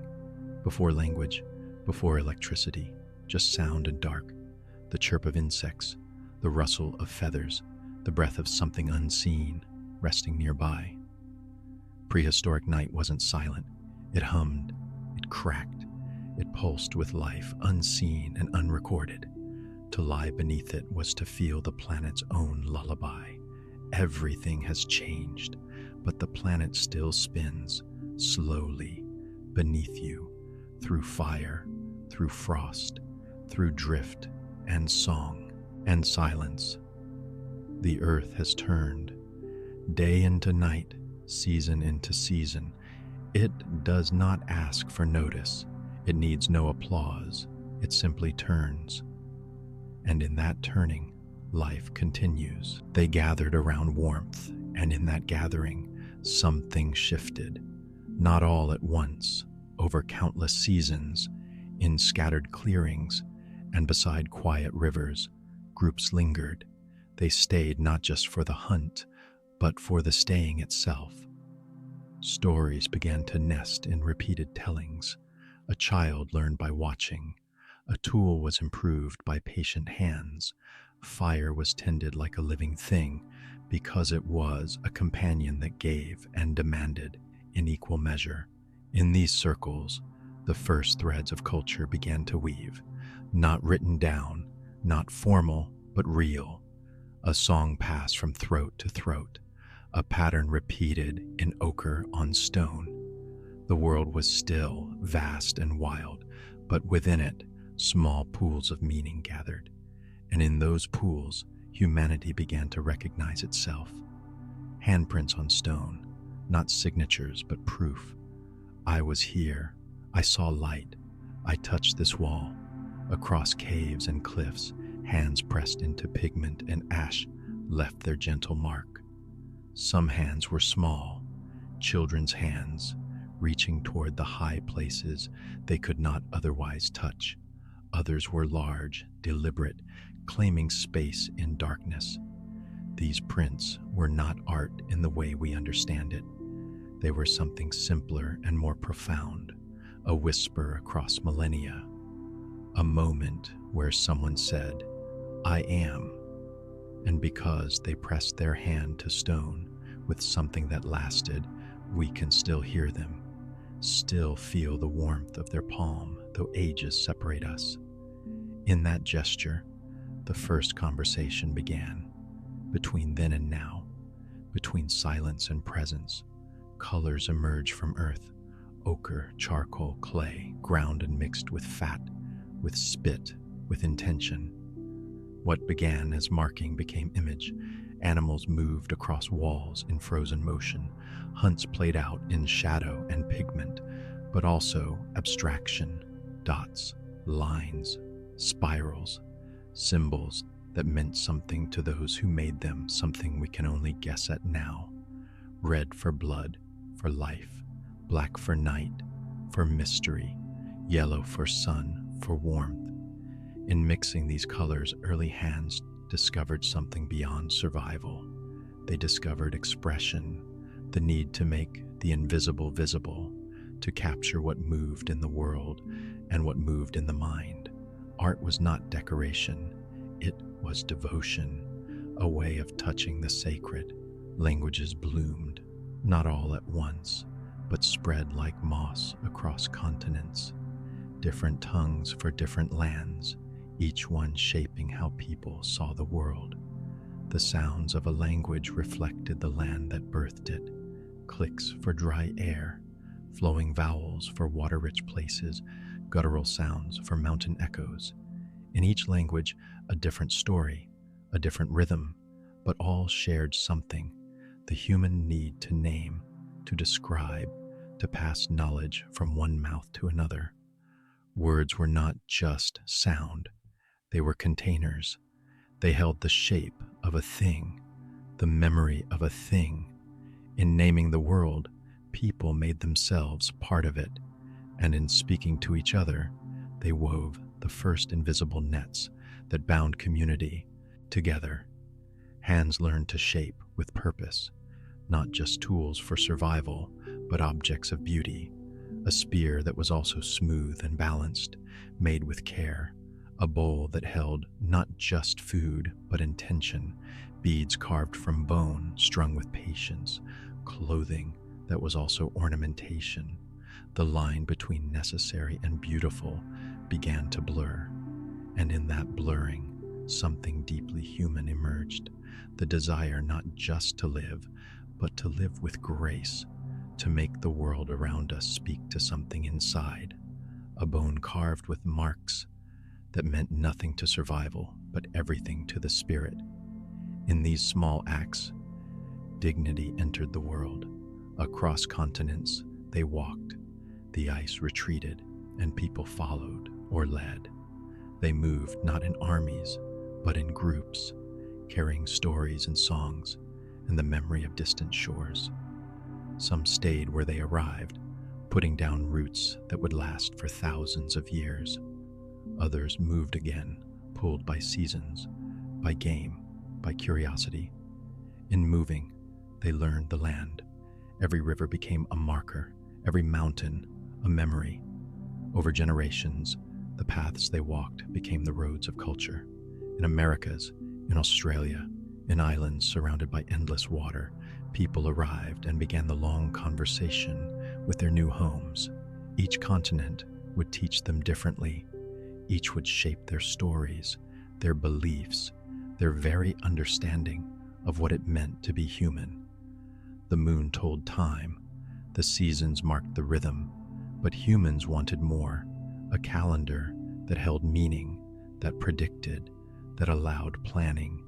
Marks in bone, notches in stick, circles drawn in sand, counting time was also claiming it, making it belong to human understanding. Months were named for activities, years counted backward or forward from events that mattered. Time became not just something that happened, but something that could be tracked, understood, remembered. In this act of marking, humans began to see themselves as part of history, not just living, but existing within a story that continued. Stars spoke. The sky, once simply beautiful, became a language. Constellations were not just patterns, but stories. Ancestors, hunters, great creatures frozen in light. The steady march of seasons could be read in the stars' positions. The North Star stood still while others wheeled. Navigation by night meant reading this language, trusting the patterns. Some people sailed by starlight alone, finding islands in vast oceans with no map but sky and memory. In the stars, navigation became poetry. The practical and the sacred merged. A sailor steering by Orion was both solving a problem and honoring a story. The universe was alive with meaning. Animals walked at the human side, not all at once, but gradually, over generations. A wolf drawn to the edges of firelight fed scraps. Its descendants, softer, more trusting, stayed closer. Over time, wolf became dog, shaped by human hands, not through force, but through companionship. Dogs hunted with humans, slept near the fire, became part of the family. They learned to understand gestures, to respond to tone. Humans learned to read their dogs, their warning barks, their joy. This was not domination. It was the first true partnership, a conversation between species that would deepen over millennia. In the dog, humans saw loyalty. In the human, the dog saw belonging. Goats climbed rocky places and were followed. Sheep grew soft and were sheared. Cattle provided milk and eventually meat, but also companionship. These animals changed how humans lived. No longer wandering constantly, people stayed to manage herds. Camps became villages. A surplus could be stored. Children could be born with less risk, knowing food would not disappear with the seasons. But the animals changed too. They were shaped by human choice. Their genetics shifted toward traits humans preferred. Neither species would ever be fully wild again. They had become bound to each other by invisible threads of dependence and care. The earth gave more when tended. This discovery changed everything. Seeds, scattered in the right season, in the right soil, grew as if by magic. Wheat, barley, rice, grains that could be stored, that wouldn't spoil, that could feed more people than hunting ever could. The first fields were probably accidents or very small, a clearing where seeds had been dropped or scattered, but the yield was undeniable. Over generations, the act of farming grew more intentional. Land was cleared, seeds were saved, weeds were pulled, soil was turned. What had been cooperation with nature became deliberate shape-giving, and as farming spread, it changed everything. People stayed in one place, settlements grew, the world itself was remade. The plow cut through earth like a pen through paper. What had been worked with sticks and hands could now be worked deeper, faster. Land that had seemed barren bloomed when turned and seeded. The plow made surplus possible. Surplus made cities possible. With farming, humans could produce more than they needed to survive, and that extra, that margin, allowed some people to stop farming, to become potters, weavers, builders, thinkers.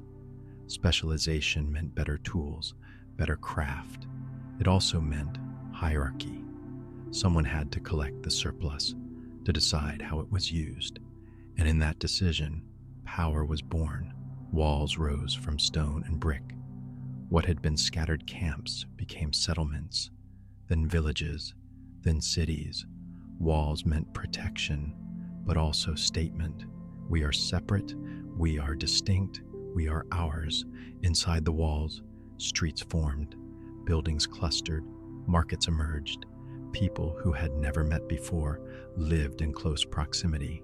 This required new rules, new ways of organizing. A chief was no longer enough. Councils formed, laws were written or spoken and remembered. Cities were not natural to humans. They were inventions, and like all inventions, they solved some problems while creating new ones. Water found the cities. Where there was no water, people dug wells. Where rivers flowed, cities clustered. The Tigris, the Nile, the Indus, these rivers made civilization possible. Their floods brought silt, rich and dark, that made the surrounding land fertile beyond measure. But the floods were unpredictable. They could be gentle or catastrophic. So people built barriers, channels, systems to manage the water. They didn't stop the river, but they learned to work with it. In learning to live with water, people also learned to live together. Managing a canal required cooperation. Arguing about water rights required law. Water became the first great infrastructure, and in managing it, humans learned to think big. Symbols marked the goods. As trade grew, as goods moved from one place to another, merchants needed to mark what belonged to whom, what had been paid for, what was owed. At first, notches or marks in clay, then pictures of the objects themselves. But as trade grew more complex, the pictures simplified.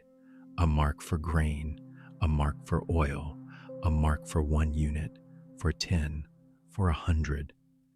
These marks were not yet writing, but they were stepping stones. They were the beginning of the idea that a mark could stand for something not present, that a symbol could carry meaning. The first writing was accounting, lists, records, not poems or stories, but tallies. How much grain in the storehouse, what had been traded, who owed what. Boring, perhaps, but revolutionary. The human mind had learned to place thought outside the body, outside memory. A mark on clay could last longer than a voice, could be seen by eyes that had never heard the speaker. Information could be stored, it could be transmitted without the presence of the one who knew it. Writing was not invented because humans needed poetry. It was invented because humans needed to keep track. But once the tool existed, it would be used for everything, for poetry, for law, for prayer, for love. The stylus pressed into clay. At first, impressions were made by the end of the tool, creating marks that had to be interpreted. But someone realized you could make a wedge shape, cuneiform, that was easier to read, faster to write. Rows of wedges built meaning. A wedge for a thing, another for a number, another for a state of being. The symbols multiplied, hundreds of them, thousands. But the key was phonetic. A wedge could represent a sound, not just an idea. That meant the same symbol could be combined in new ways to express new words. Writing was no longer locked to the symbol's original meaning. It could be liberated into speech. In Egypt, a different path. Pictures remained closer to what they represented. A picture of a mouth meant mouth, but could also mean the sound of mouth. A picture of a reed could mean reed, or the sound of a reed.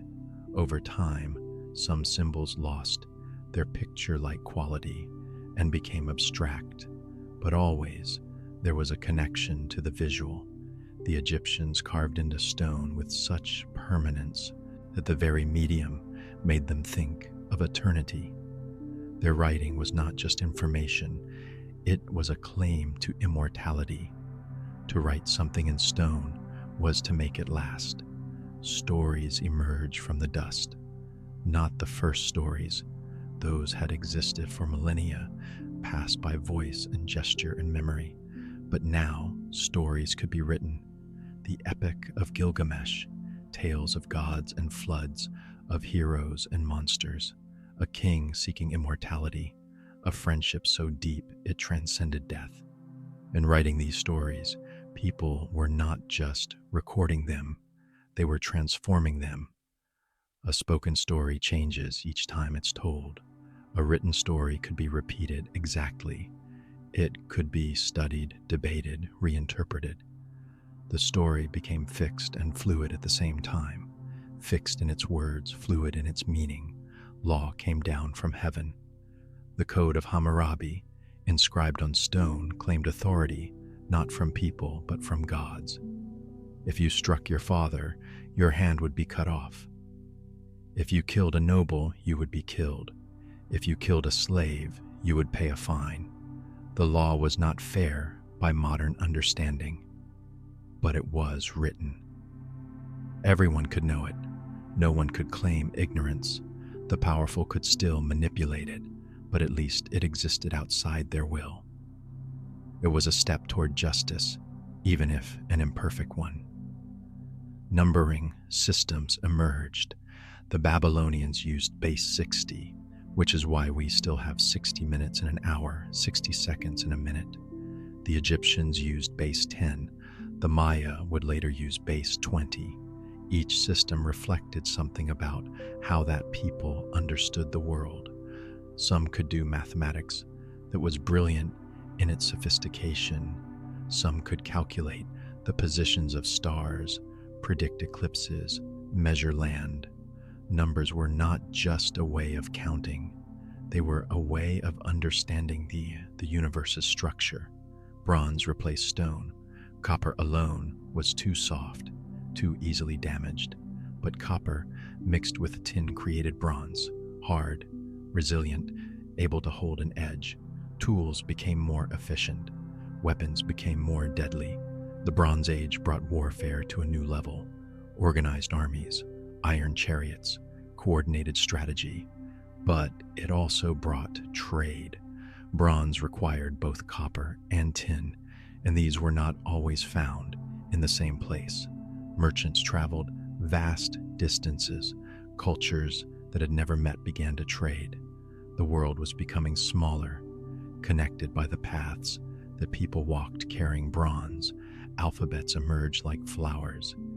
Instead of hundreds of symbols, each representing a syllable or concept, people realized you could have far fewer symbols, each representing a sound. Combine the sounds, and you could make any word. This was revolutionary. Writing could be learned faster. More people could become literate. The Phoenicians developed an early alphabet. The Greeks borrowed it and adapted it. The Romans would eventually standardize it. An alphabet meant that writing was no longer the exclusive domain of specially trained scribes. Anyone could learn it. Knowledge could spread more easily. Power, which had flowed through those who controlled writing, began to democratize. Cities grew upward and inward, not just horizontal sprawl, but vertical, buildings of multiple stories, temples that reached toward the sky. The city skyline became a statement of power and permanence. In Mesopotamia, ziggurats rose like mountains made by humans. In Egypt, pyramids claimed that even death could be organized, monumental, eternal. These structures took decades to build, required hundreds or thousands of workers, demanded engineering that was sophisticated beyond measure. They were not practical in the way a farm is practical. They were excess. They were art. They were the human refusal to accept limits. Priests became scholars. In temples, the accumulated knowledge of the age was kept. How to calculate the calendar, how to measure land, how to heal the sick, how to interpret the stars. The priests guarded this knowledge jealously. sometimes because it gave them power, sometimes because they believed in its sacred nature. But slowly, knowledge escaped the temples. A farmer learned which herbs healed which wounds. A carpenter discovered mathematical ratios that made stronger buildings. A merchant learned how to calculate profit and loss. Knowledge was power, and power was everywhere. The wheel turned, a simple idea, a circle that rolls, but it changed everything. Carts could carry more than a human back could bear. Trade became easier, messages could be sent faster. Later, wheels would be used for water mills, for pulleys, for all manner of mechanical advantage. But the first wheels were simple, humble things, made from wood, bearing the weight of a few goods and a person sitting on top. Yet they represented something profound, the human ability to see a problem, to imagine a solution, to build something that had never existed before. Chariots raced across plains. War was no longer just men on foot. Now, a rider in a fast chariot, drawn by horses, could cover ground quickly, strike hard, retreat faster. The chariot changed strategy. It changed how societies organized. You needed resources to breed and train horses, to build chariots, to feed the warriors. The chariot became the domain of the elite. A chariot warrior was more valuable than a foot soldier. This created hierarchy in a new way, and this hierarchy would persist in various forms for millennia. Iron came harder than bronze. It required hotter fires, more sophisticated knowledge of metallurgy. But iron was stronger, more abundant, cheaper to produce. Iron tools could work the earth more efficiently. Iron weapons could pierce bronze armor. The Iron Age brought a shift in power. Those who mastered iron had an advantage, but because iron was more abundant, more people could eventually have iron tools and weapons. This democratization of power was slow, but it was real. An iron-armed farmer could be more productive than a bronze-armed one. An iron-armed soldier could challenge an elite bronze-armored warrior. Horses were tamed, not easily, not quickly, but tamed nonetheless. They were faster than oxen, more spirited, more responsive. The relationship between human and horse became intimate in a way that the human and ox could never be. Horses were ridden into battle. Horses were ridden for communication, carrying messages across vast distances. Horses were ridden for sport, for pleasure, for the sheer joy of speed. The horse changed the scale at which humans could operate. The distance you could travel in a day was no longer limited by human legs. The speed at which messages could be sent was no longer limited by human running. Empires rose like waves, not just cities, but vast territories under single rule. The Akkadian Empire unified Mesopotamia. The Egyptian Empire stretched up the Nile and beyond. The Indus Valley civilization spread across what is now Pakistan and India. These were not nations in the modern sense. They were extensions of a single center's power.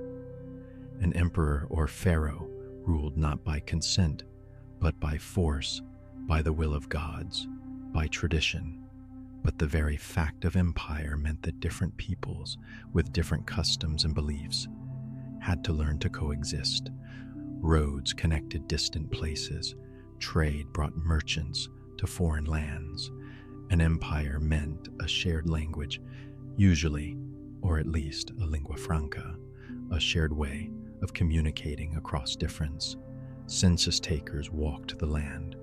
For an empire to function, a ruler needed to know how many people lived in my territory, how much grain could they produce, how many young men could be conscripted into the army.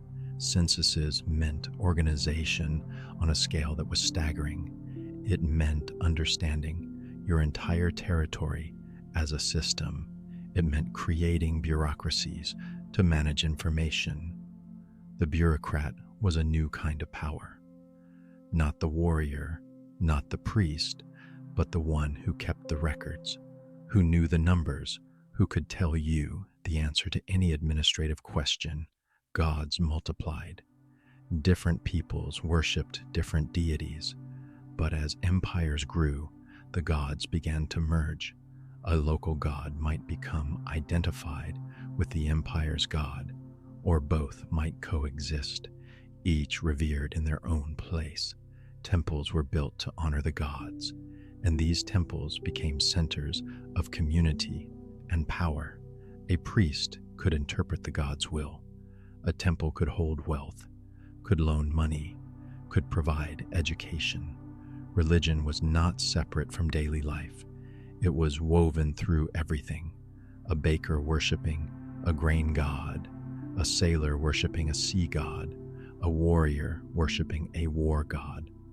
The gods gave meaning to the daily struggles of ordinary people. The wheel of time turned in the mind, not just the wheel that moved carts, but the concept that time was cyclical. The seasons returned, the year repeated, the stars traced their paths and returned to where they began. This cyclical understanding of time shaped how people thought about existence. What has been will be again. The human place in the cosmos is not unique, but part of an eternal pattern. This brought comfort in some ways. You were part of something vast and eternal. But it also brought a kind of resignation. If time is cyclical, can anything truly change? But some looked forward, not back to golden ages, but ahead to improvement. Knowledge accumulated. Each generation learned from the one before, could build on past achievements. A mathematician could take the work of previous mathematicians and extend it. An engineer could improve on the designs of ancestors. A healer could learn from a healer's grandmother what worked, what didn't, and try to do better. Progress was not the dominant frame. It was counterintuitive in a cyclical view of time, but it was there, growing quietly, the seed of a different way of understanding. Libraries gathered knowledge like water in a dam.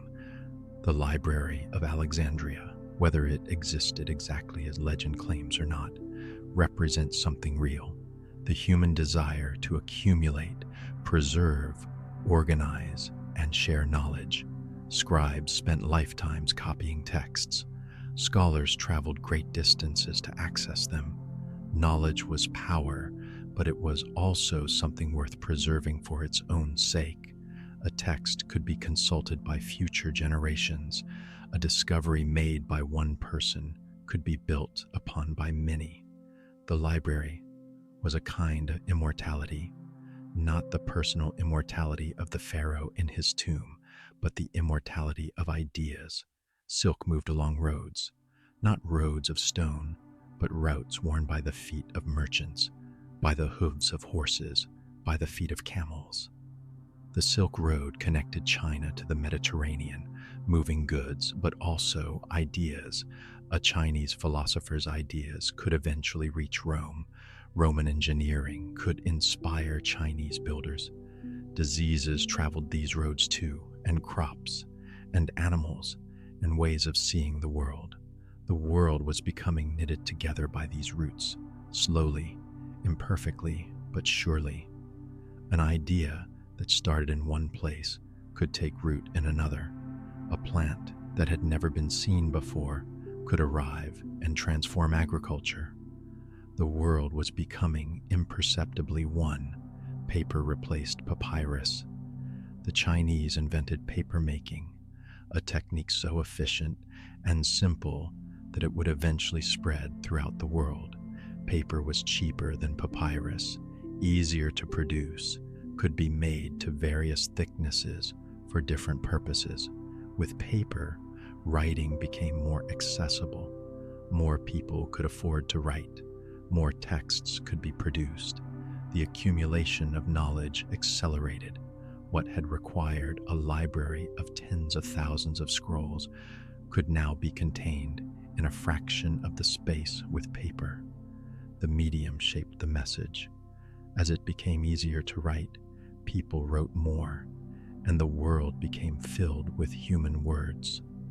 Compasses found north. The magnetized needle, pointing always to the same direction, was a revelation. The world had a structure.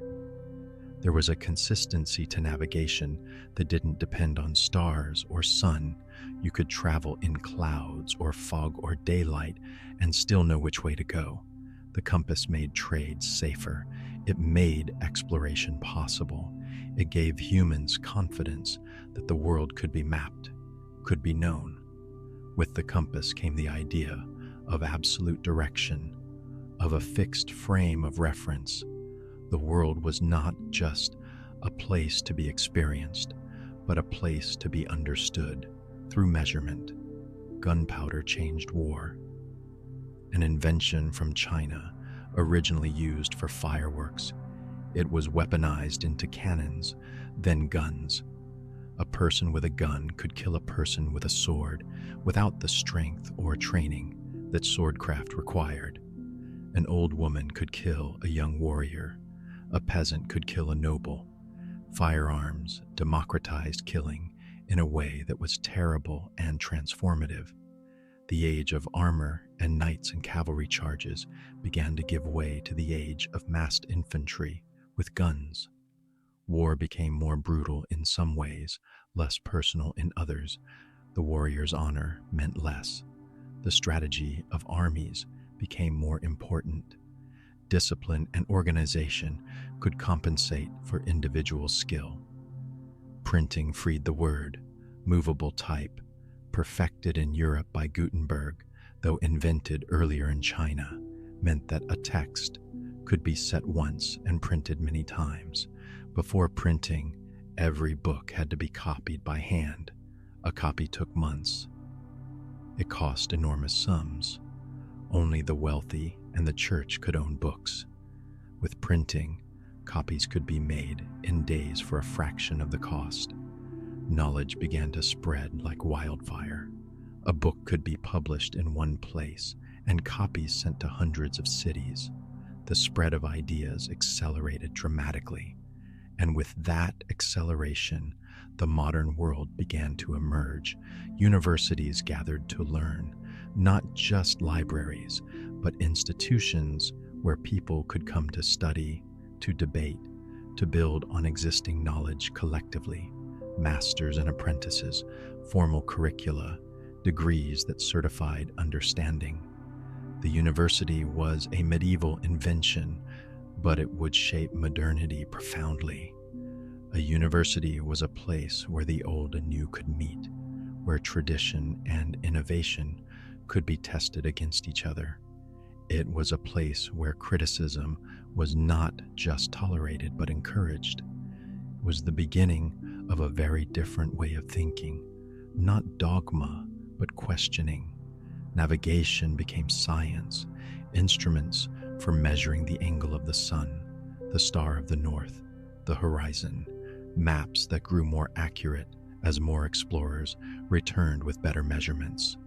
The world was being mapped for the first time with something approaching accuracy. The distances between places could be calculated. The size of the world could be estimated, and this knowledge created an irresistible urge to explore it. If the world could be mapped, then all of it should be mapped. If one's own territory was known, then other territories should be known. Exploration became not just an adventure, but a systematic project. Oceans were crossed, not by accident, but by intention.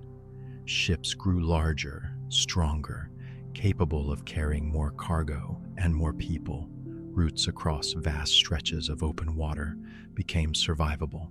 A ship leaving Spain could reach the Caribbean. A ship leaving Portugal could round Africa and reach India. The world, which had been divided into disconnected regions, began to be connected by sea routes, And with these connections came catastrophic collision. Peoples who had evolved separately for millennia with different diseases, different technologies, different ways of understanding the world suddenly had to meet and negotiate. The result was genocide, enslavement, disease, but also exchange of crops, of animals, of knowledge, of culture. The world was becoming one world. Telescope turned the eye outward. Galileo pointed a simple tube at the sky and saw moons around Jupiter. Not everything revolved around Earth. Earth was not the center of the cosmos. This challenged not just astronomy, but theology, cosmology, the place of humanity. If Earth was not the center, then what was humanity's place? Suddenly, the universe was much larger than previously imagined, and humanity much smaller. But this knowledge, far from diminishing humans, seems to have inspired something, a determination to understand this vast universe, to measure it, to map it, to comprehend it. Mathematics soared, algebra, geometry, calculus. The tools for understanding the world became increasingly sophisticated and abstract. A mathematician could manipulate equations and discover truths about the physical world without even needing to observe the world directly. Pure thought could lead to real understanding. This was revolutionary. Knowledge wasn't just accumulated through observation and tradition. It could be derived, proven, built logically. A truth discovered in mathematics could be applied to physics, to engineering, to countless practical problems. The life of the mind became its own kind of power. The heart pumps, the blood circulates. William Harvey watched and measured and came to understand the circulation of blood through the body, not all at once, but through careful observation and logical reasoning. The human body was revealed to be a machine, not in a heartless way, but in an understandable way. If the body worked according to principles, perhaps the universe did too. Perhaps everything that seemed mysterious and sacred could be understood through careful observation and logical reasoning. Science was being born, and with it, a new relationship between humans and the world. Cells divided and multiplied. Beneath the surface of the visible, a whole universe of tiny beings lived and died and transformed. Hooke's microscope revealed this. Not immediately understood or appreciated, but the fact remained. The world was not what it appeared to be to the naked eye. There was structure upon structure, hidden layers of reality that could only be glimpsed through instrumentation. This meant that the world was more complex than had been imagined, but also that with the right tools, more of it could be understood. The microscope expanded the scale in which humans could think about reality, down into the invisibly small, just as the telescope had expanded it upward into the infinitely large. Elements were identified, not just earth, water, air, fire in their ancient simplicity, but dozens of distinct substances, each with its own properties. Gold didn't change into lead, as alchemists had hoped, but each had its own nature. Hydrogen burned with a pale flame. Oxygen made things burn. Nitrogen was inert. These elements combined according to rules, forming compounds. Water was not a pure element, but a combination. Salt was a combination. The complexity of the material world could be understood through understanding simpler building blocks. It was like discovering the alphabet of matter itself. Fossils were recognized as life, not created by demons or spontaneous generation, but the remains of creatures that had lived and died in the distant past. The bones of great beasts, the shells of ancient creatures, the traces of plants that no longer existed. This was evidence that the Earth had a history. It was not static, but it changed over time. And if the Earth changed, if species disappeared, what did that mean for the permanence and stability of the world? If the world was so ancient and creatures so diverse, what was humanity's place in it all? The Earth was ancient, not created 6,000 years ago in a burst of divine creation, but vastly older. Millions of years old at least. Granite took centuries to cool, and the crust showed layers of granite and other stones, suggesting an Earth that had undergone enormous changes. The implications were staggering. If the Earth was so ancient, then there was time for change, for evolution, for the gradual transformation of the world. The implications were both humbling and liberating. Humbling because it made humanity seem insignificant in the vast scale of geological time. Liberating because it suggested that change was possible, that the world was not fixed by divine law, but unfolded according to principles that could be understood. Species adapted or disappeared. Lamarck thought creatures changed by using or not using traits. Darwin realized something deeper. Those creatures best suited to their environment survived and reproduced, passing on advantageous traits. Over generations, populations changed, new species emerged, old species vanished. This process, which Darwin called natural selection, explained the diversity of life without needing divine creation. It was elegant, logical, and disturbing to many. If humans were subject to the same process, then humans were animals, shaped by the same forces that shaped dogs and pigeons and finches. The implications took decades to fully sink in, but they were revolutionary.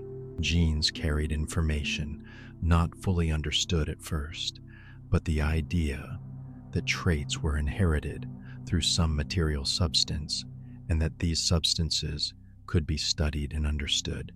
Mendel's pea plants showed that inheritance followed mathematical patterns. Genes could be traced, predicted, understood. If inheritance could be understood, could it be controlled? Could selective breeding be used to improve crops or animals? Could genetic understanding be used to cure disease? The door was opening to a kind of power that seemed almost magical, the ability to understand and potentially to alter the very foundation of life itself. Atoms were split. The fundamental building blocks of matter could be broken apart, and in breaking them apart, tremendous energy was released. This was the power that held the universe together, literally.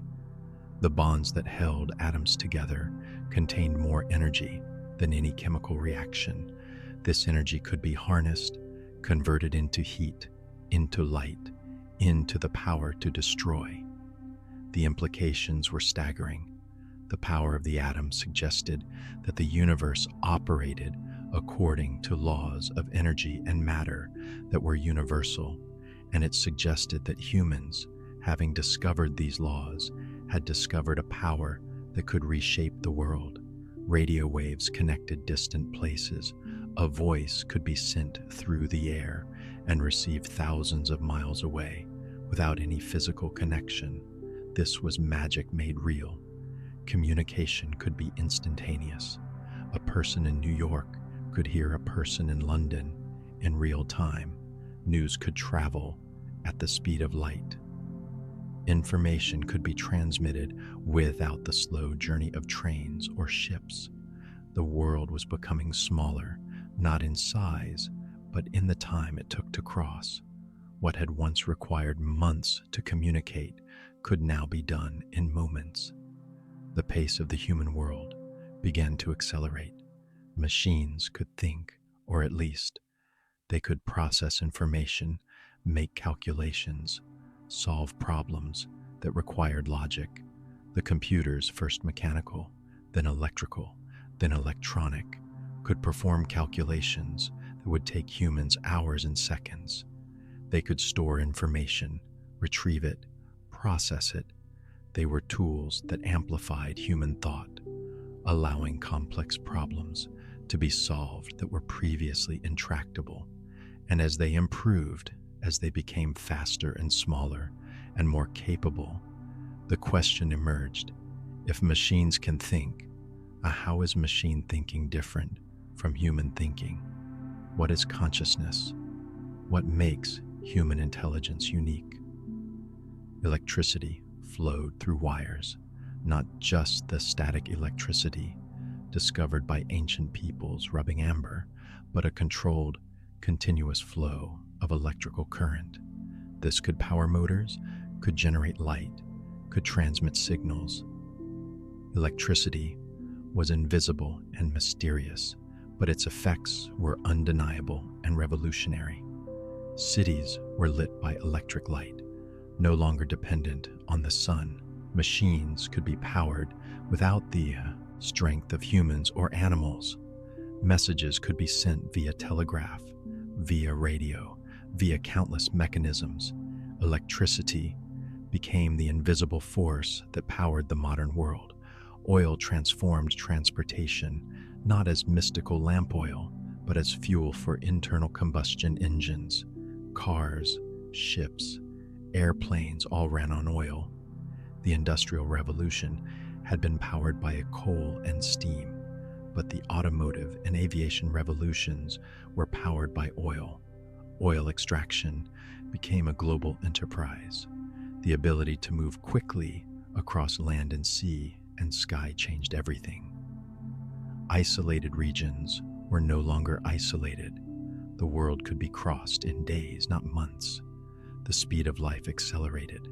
The pace of change accelerated. And with oil came new kinds of power and new kinds of dependence. On the places where oil could be extracted, on the technology to extract it, on the intricate global systems that moved oil around the world. Flight defied gravity. The Wright brothers proved that sustained, controlled, powered flight was possible. Not just gliding downward, but rising upward, staying aloft, directing the craft. It was a profound psychological shift. Humans had always imagined flight. Birds inspired dreams of flying from the beginning of human consciousness, and now it was real. The sky, which had seemed like the domain of birds and gods, could be entered by humans. Entire continents could be crossed in hours. The isolation that distance had once guaranteed was shattered. The world was becoming one world. Light was energy. The sun's light, captured and concentrated, could create heat, could create electricity. The energy that drove all life on Earth could now be harvested directly. The implications were staggering. Solar energy meant that life wasn't dependent on the slow accumulation of fossil fuels formed over millions of years. The sun was continuously providing energy. If humans could learn to capture and use that energy efficiently, the scarcity that had driven so much of human history could be overcome. The possibility of abundance emerged. Relativity bent space and time. Einstein showed that space and time were not absolute, as Newton had assumed, but were interwoven and relative to the observer. At high speeds, time slowed. Near massive objects, space curved. The universe was stranger and more wonderful than had been imagined. It was not a vast machine, operating according to mechanical laws, but something far more subtle and complex. Humans were not just living in space and time, but were intertwined with them in complex ways. The implications were hard to grasp, but they suggested a universe far more interconnected and interdependent than the mechanical universe of previous centuries. The atom revealed its nucleus. Most of the atom was empty space. Almost all of the mass was concentrated in a tiny nucleus, surrounded by electrons. and the nucleus was held together by forces that were not electromagnetic, new forces that operated only at subatomic scales. These forces were millions of times stronger than electromagnetic forces. They could bind protons together despite their electrical repulsion, and they were the source of radioactive decay. Atoms could spontaneously transform, releasing energy. The permanence of matter, which had seemed obvious, was revealed to be an illusion. Matter was actually dynamic, constantly changing, constantly releasing energy. Radiation revealed the invisible. X-rays could penetrate flesh and reveal bone. Radioactive elements could reveal hidden objects, could be tracked through the body to reveal disease. The invisible became visible, but there was a cost. Radiation could damage living tissue, cause cancer, cause death. Humans had discovered a tool that could both heal and harm. The power to see was also the power to wound. The history of technology would be filled with such dual-use discoveries, tools that could be used to build or destroy, to heal or harm. Messages crossed the globe. Telegraph cables laid beneath oceans carried electrical pulses that could be converted into text. For the first time, communication could be nearly instantaneous across continents. News of a disaster could reach the other side of the world in minutes. A business negotiation could happen between people separated by oceans without the need for months of travel. The world was becoming connected in ways that had been unimaginable just decades before. And as communication improved, so did the possibility of coordination. Businesses could operate across oceans. Governments could coordinate responses to crises. The world was becoming integrated at an unprecedented scale. Diseases were fought with understanding, not just prayer or ritual, but knowledge of the actual cause. Germs caused disease. A microscopic organism could sicken or kill a human. This understanding, built slowly through careful observation and experimentation, allowed for prevention and treatment. Cleanliness became important because it prevented germs. Vaccination worked because it primed the immune system against specific diseases.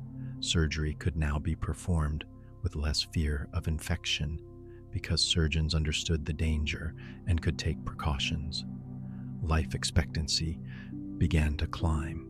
Infant mortality began to drop. The scourge of infectious disease began to loosen its grip, at least in the places with access to this knowledge and technology.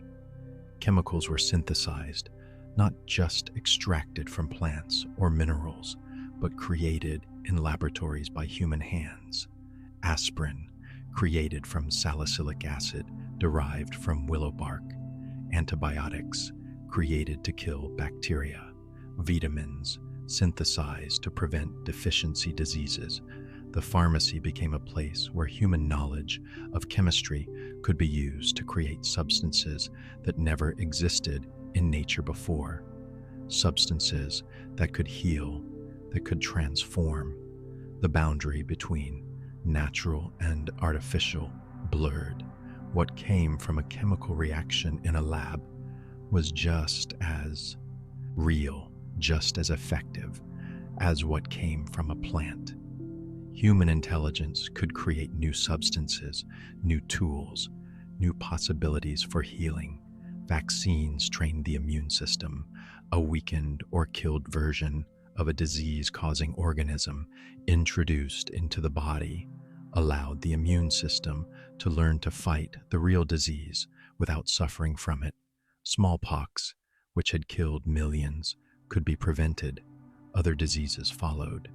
The terrifying childhood diseases, measles, mumps, rubella, could be prevented with a simple injection. The human relationship with disease changed. Death was no longer inevitable. Prevention was possible. For those with access to vaccines and modern medicine, The universe of risks and dangers that had defined human existence for millennia began to contract. A different kind of human life became possible, one where the early death of a child was not expected, where plagues were not inevitable, where the span of a human life could extend toward the theoretical maximum. Electricity lit the night. Before electric lights, night was darkness. The rhythm of life was tied to the sun. Work stopped as light failed. Sleep began as darkness fell. Electric lights changed this completely.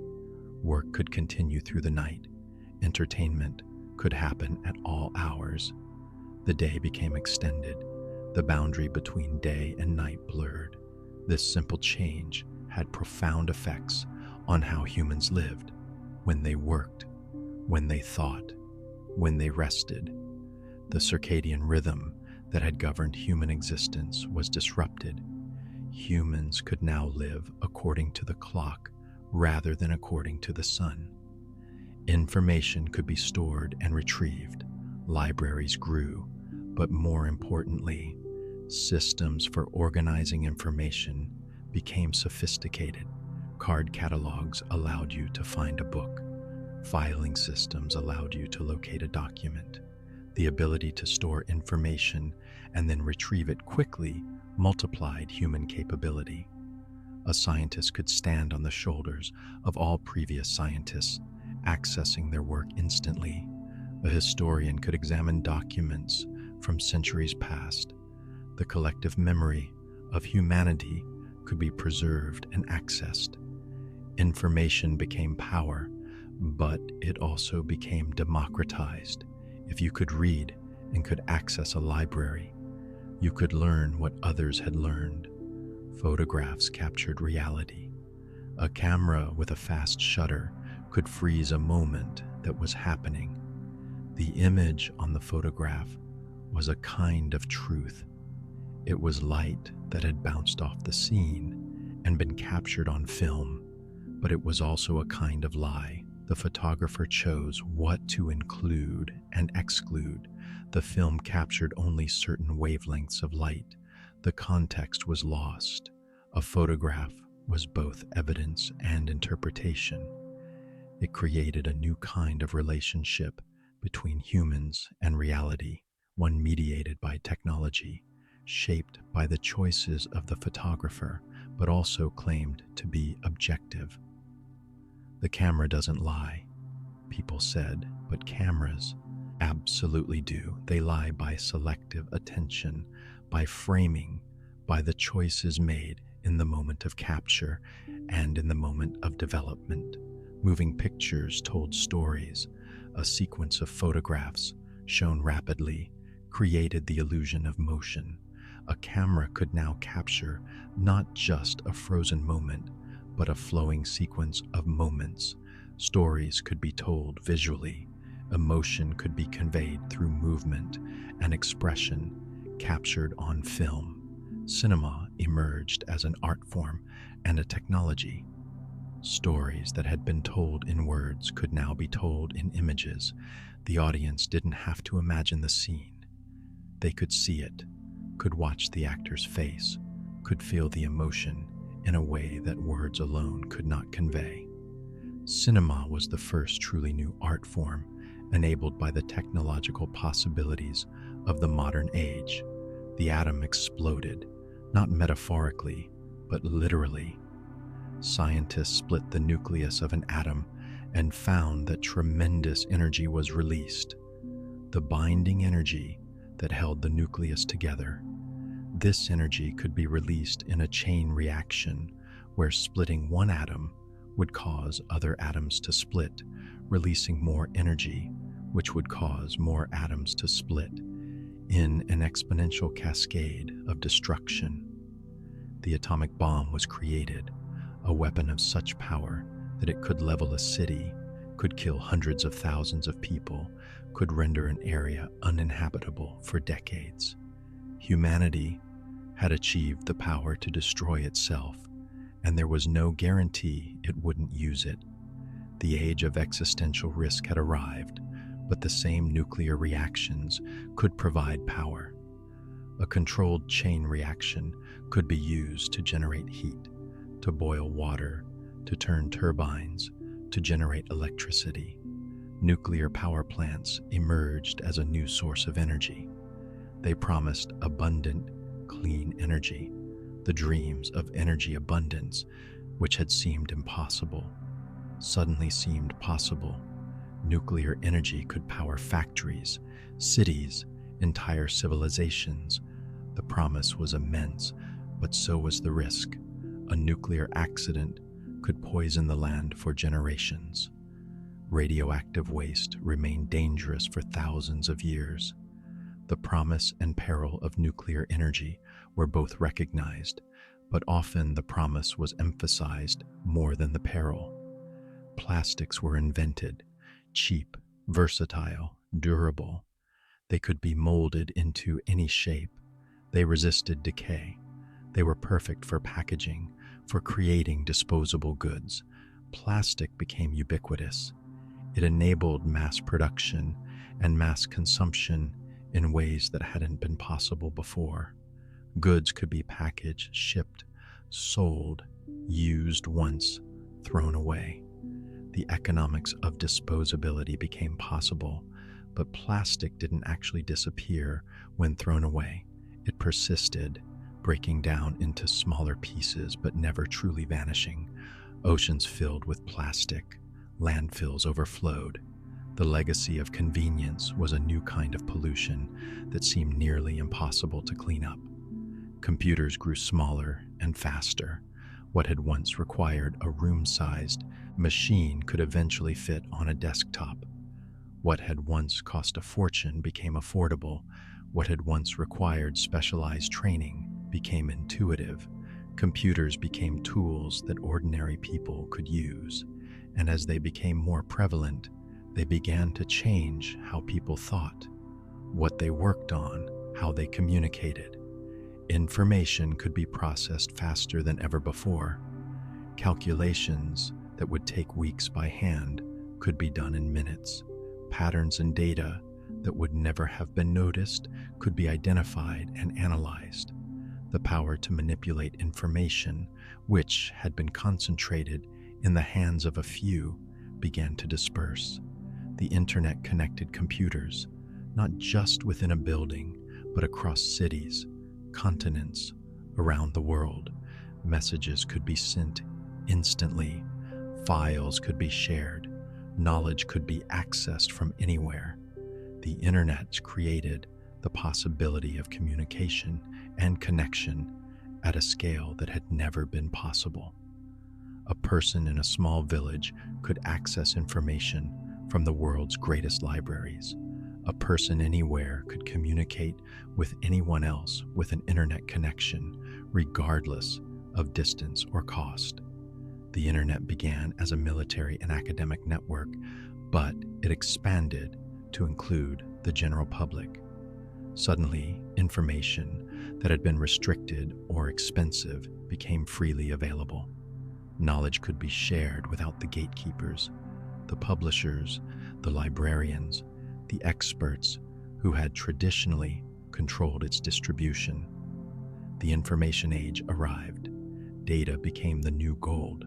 Companies whose only product was information, search engines, social networks, platforms for sharing content. These companies became enormously valuable, not because they made physical goods, but because they could collect, organize, and sell information about people and their behaviors.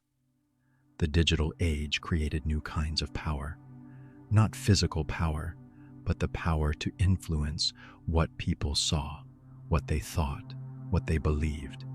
Algorithms determined what information people received. The most effective way to influence someone became not to force them, but to show them information carefully selected to reinforce their existing beliefs.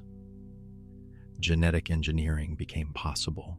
Scientists could cut and paste genes, could move genetic information from one organism to another. A plant could be made herbicide resistant, An animal could be made disease resistant. Genetic knowledge, which had been theoretical, could now be practical. Genes could be edited to eliminate genetic diseases. Crops could be modified to produce higher yields or to be more nutritious. But the technology also raised profound questions. Did humans have the right to alter life at the genetic level? What were the long-term consequences of releasing genetically modified organisms into the environment? Who owned genes? Could a company patent its genetic sequence found in nature?